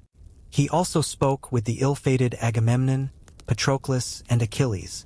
Achilles lamented his shadowy existence, expressing he would rather be the poorest laborer on earth than reign as king over the realm of shades. Ajax, still brooding over his grievances, remained aloof, refusing to speak with Odysseus and retreating when addressed.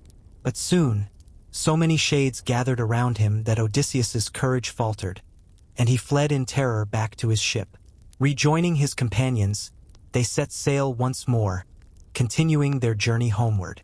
After several days at sea, their course led them past the island of the Sirens. Now, Circe had warned Odysseus on no account to listen to the stucked melodies of the treacherous nymphs, for all who gave ear to their enticing strains felt an unconquerable desire to leap overboard and join them. Those who did either perished at their hands or were engulfed by the waves. To protect his crew from the song of the sirens, Odysseus filled their ears with melted wax. But the hero so dearly loved adventure that he could not resist the temptation of braving this new danger. By his own desire, he was lashed to the mast. His comrades had strict orders not to release him until they were out of sight of the island, no matter how he might implore them to set him free. As they neared the fatal shore, they beheld the sirens, seated side by side on the verdant slopes of their island. Their sweet and alluring strains fell upon his ears, and the hero became so powerfully affected that he forgot all danger. He entreated his comrades to release him, but the sailors, obedient to their orders, refused to unbind him until the enchanted island had disappeared from view. Once the danger passed, the hero gratefully acknowledged the firmness of his followers, which had saved his life. They now approached the terrible dangers of Scylla and Charybdis, between which Circe had desired them to pass. As Odysseus steered the vessel beneath the great rock, Scylla swooped down and seized 6 of his crew from the deck. The cries of her wretched victims rang long in his ears. At length, they reached the island of Trinacria, where the sun god pastured his flocks and herds. Remembering the warning of Tiresias to avoid this sacred island, Odysseus wished to steer past and leave the country unexplored. But his crew became mutinous, insisting on landing. Reluctantly, he yielded, but first made them take an oath not to touch the sacred herds of Helios, and to be ready to sail again the following morning. Unfortunately, stress of weather compelled them to remain a whole month at Trinacria. The store of wine and food given to them by Circe was completely exhausted. They had to subsist on what fish and birds the island provided. Often, there was not enough to satisfy their hunger. One evening, when Odysseus, worn out with anxiety and fatigue, had fallen asleep, Eurylochus persuaded the hungry men to break their vows and kill some of the sacred oxen. Dreadful was the anger of Helios. He caused the hides of the slaughtered animals to creep, and the joints on the spits to bellow like living cattle. He threatened that unless Zeus punished the impious crew, he would withdraw his light from the heavens and shine only in Hades. Anxious to appease the enraged deity, Zeus assured him that his cause would be avenged. After feasting for 7 days, Odysseus and his companions set sail again. The ruler of Olympus caused a terrible storm to overtake them. The ship was struck by lightning and went to pieces. All the crew drowned, except Odysseus, who clung to a mast, floating in the open sea for 9 days. After narrowly escaping the whirlpool of Charybdis, he was cast ashore on the island of Ogygia. Ogygia was an island covered with dense forests. In the midst of a grove of cypress and poplar stood the charming grotto palace of the nymph Calypso, daughter of the Titan Atlas. The entrance to the grotto was entwined with a leafy trellis work of vine branches, from which clusters of purple and golden grapes hung. The plashing of fountains filled the air with a delicious sense of coolness, accompanied by the songs of birds. The ground was carpeted with violets and mosses. Calypso cordially welcomed the forlorn and shipwrecked hero, and hospitably ministered to his needs. Over time, she became so attached to him that she offered him immortality and eternal youth if he would consent to remain with her forever. But Odysseus's heart yearned for his beloved wife Penelope and his young son. He refused the boon, earnestly entreating the gods to let him return home. Yet, the curse of Poseidon still followed the unfortunate hero. For 7 long years, he was detained on the island by Calypso, sorely against his will. At last, Pallas Athene interceded with her mighty father on his behalf. Zeus, yielding to her request, sent the fleet-footed Hermes to Calypso, commanding her to let Odysseus depart, and to provide him with the means of transport. Though reluctant to part with her guest, Calypso dared not disobey the commands of mighty Zeus. She instructed the hero how to construct a raft, and wove the sails herself. Odysseus bade her farewell, and alone, unaided, embarked on the frail little craft for his native land. For 17 days, Odysseus skillfully piloted the raft through the perils of the deep, guided by the stars of heaven. On the 18th day, he joyfully hailed the distant outline of the Phaeacian coast, looking forward to temporary rest and shelter. But Poseidon, still enraged with the hero who had blinded and insulted his son, caused an awful tempest to arise. The raft was swamped by the waves, and Odysseus saved himself by clinging for dear life to a portion of the wreck. For 2 days and nights, he floated about, drifted hither and thither by the angry billows. After many narrow escapes, the sea goddess Leucothea came to his aid, and he was cast ashore on the coast of Scheria, the island of the luxurious Phaeaces. Worn out by hardships and dangers, he crept into a thicket for security, lying down on a bed of dried leaves, soon falling fast asleep. It chanced that Nausicaa, the beautiful daughter of King Alcinous and Queen Arete, had come down to the shore, accompanied by her maidens, to wash the linen destined for her marriage portion. When they finished their task, they bathed and sat down to a repast. Afterward, they amused themselves with singing and playing at ball. Their joyous shouts at last awoke Odysseus. Rising from his hiding place, he suddenly found himself amidst the happy group. Alarmed by his wild appearance, the attendants of Nausicaa fled in terror. But the princess, feeling pity for the forlorn stranger, spoke to him with kind and sympathetic words. After hearing his tale of shipwreck and the terrible hardships he had endured, Nausicaa called back her attendants. She reproached them for their lack of courtesy and instructed them to provide the wanderer with food, drink, and suitable clothing. Odysseus then left the maidens to resume their games, while he bathed and clothed himself in the garments they had given him. Athene appeared to the hero, endowing him with a commanding and magnificent stature, and with a beauty beyond that of mortals. When he reappeared, the young princess was struck with admiration, and she requested him to visit the palace of her father. She then instructed her attendants to yoke the mules to the wagons, preparing to return home. Odysseus was warmly welcomed by the king and queen, who entertained him with magnificent hospitality. In return for their kindness, he shared the story of his long and eventful voyage, and the many extraordinary adventures and miraculous escapes that had befallen him since his departure from the coast of Ilion. When he finally took his leave, King Alcinous loaded him with rich gifts, and ordered him to be conveyed in one of his own ships to Ithaca. The voyage was short and prosperous. By the direction of King Alcinous, rich furs were laid on deck for the comfort of his guest. Odysseus, leaving the guidance of the ship to the Phaeacian sailors, soon fell into a deep sleep. When morning came, the vessel arrived in the harbor of Ithaca. The sailors, believing his profound slumber was sent by the gods, gently carried him ashore without disturbing him, and placed him beneath the cool shade of an olive tree. When Odysseus awoke, he did not know where he was. His ever-watchful protectress, Pallas Athene, had enveloped him in a thick cloud to conceal him from view. Now, she appeared to him in the guise of a shepherd, informing him that he was in his native land. His father, Laertes, bent with sorrow and age, had withdrawn from the court. His son, Telemachus, had grown to manhood, and was searching for news of his father. Meanwhile, his wife, Penelope, was harassed by numerous suitors, who had taken possession of his home and consumed his substance. To buy time, Penelope had promised to marry one of her suitors, once she finished weaving a robe for the aged Laertes. But by secretly undoing at night what she had woven by day, she effectively delayed the completion of the work, and thus postponed her final decision. Just as Odysseus set foot in Ithaca, the angry suitors had discovered her trick, and had become more clamorous than ever.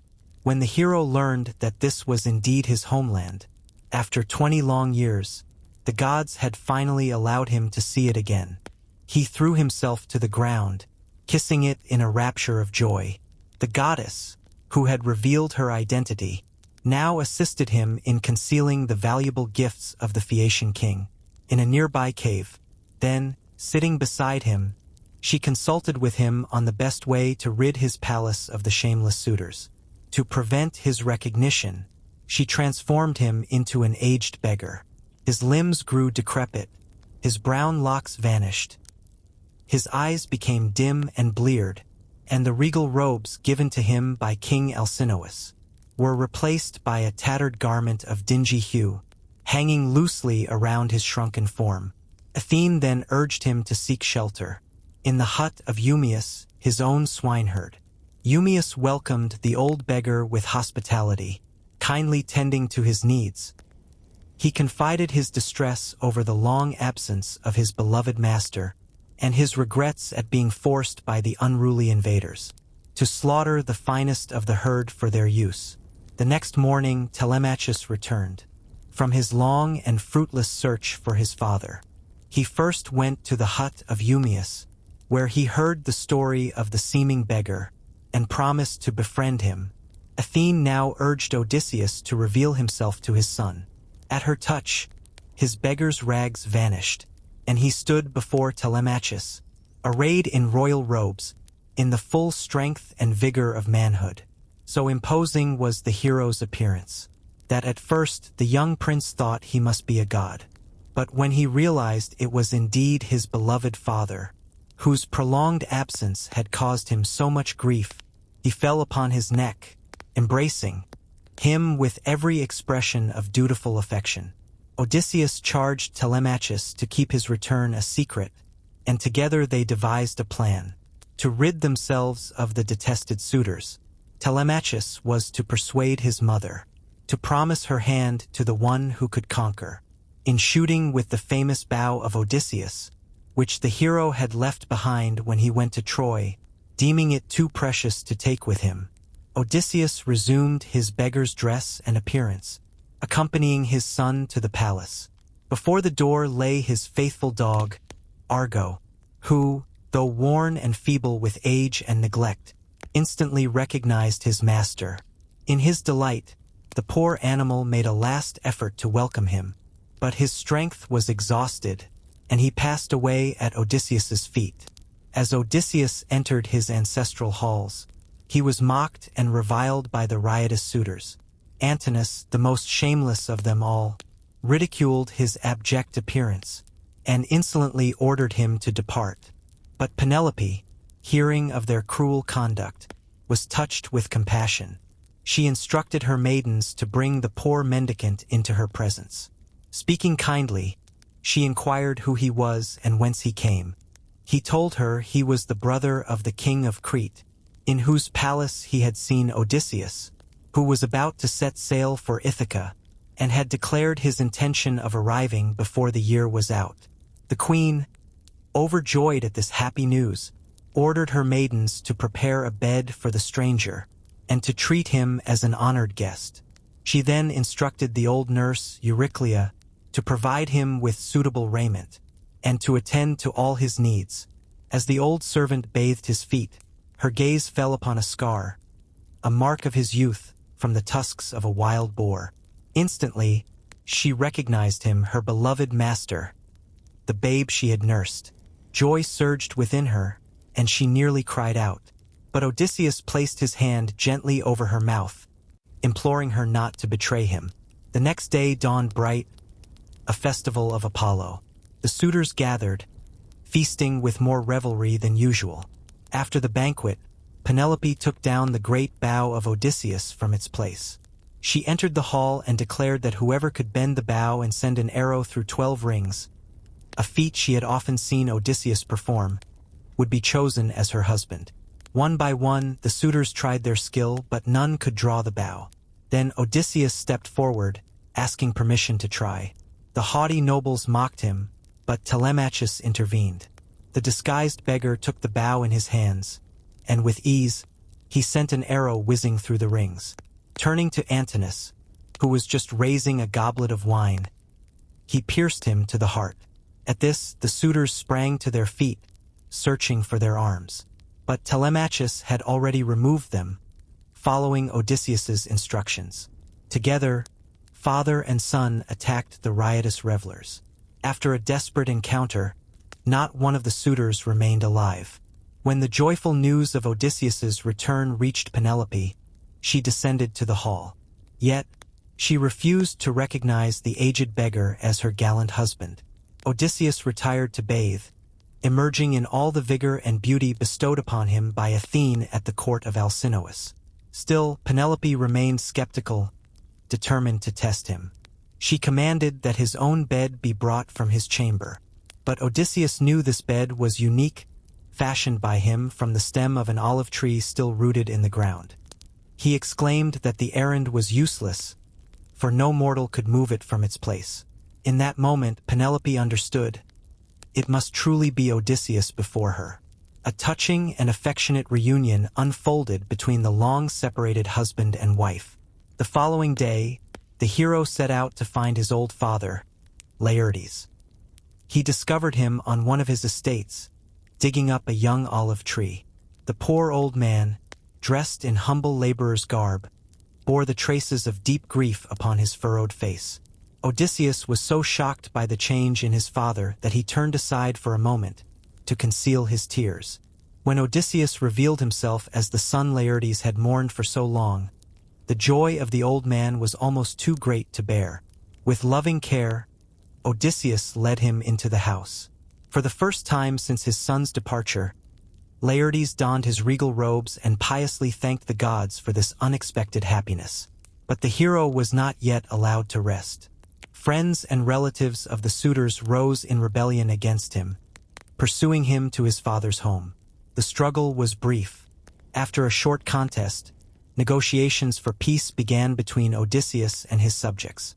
Recognizing the justice of his cause, they reconciled with their chief, who would reign over them for many years to come.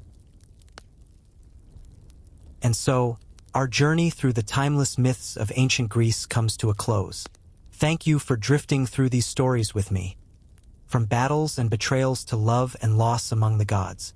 If you enjoyed this series, don't forget to like, subscribe, and share it with a fellow dreamer. Let me know in the comments which tale you'd love to revisit or explore next. Sleep well, dream deep, and may the whispers of Olympus watch over you tonight.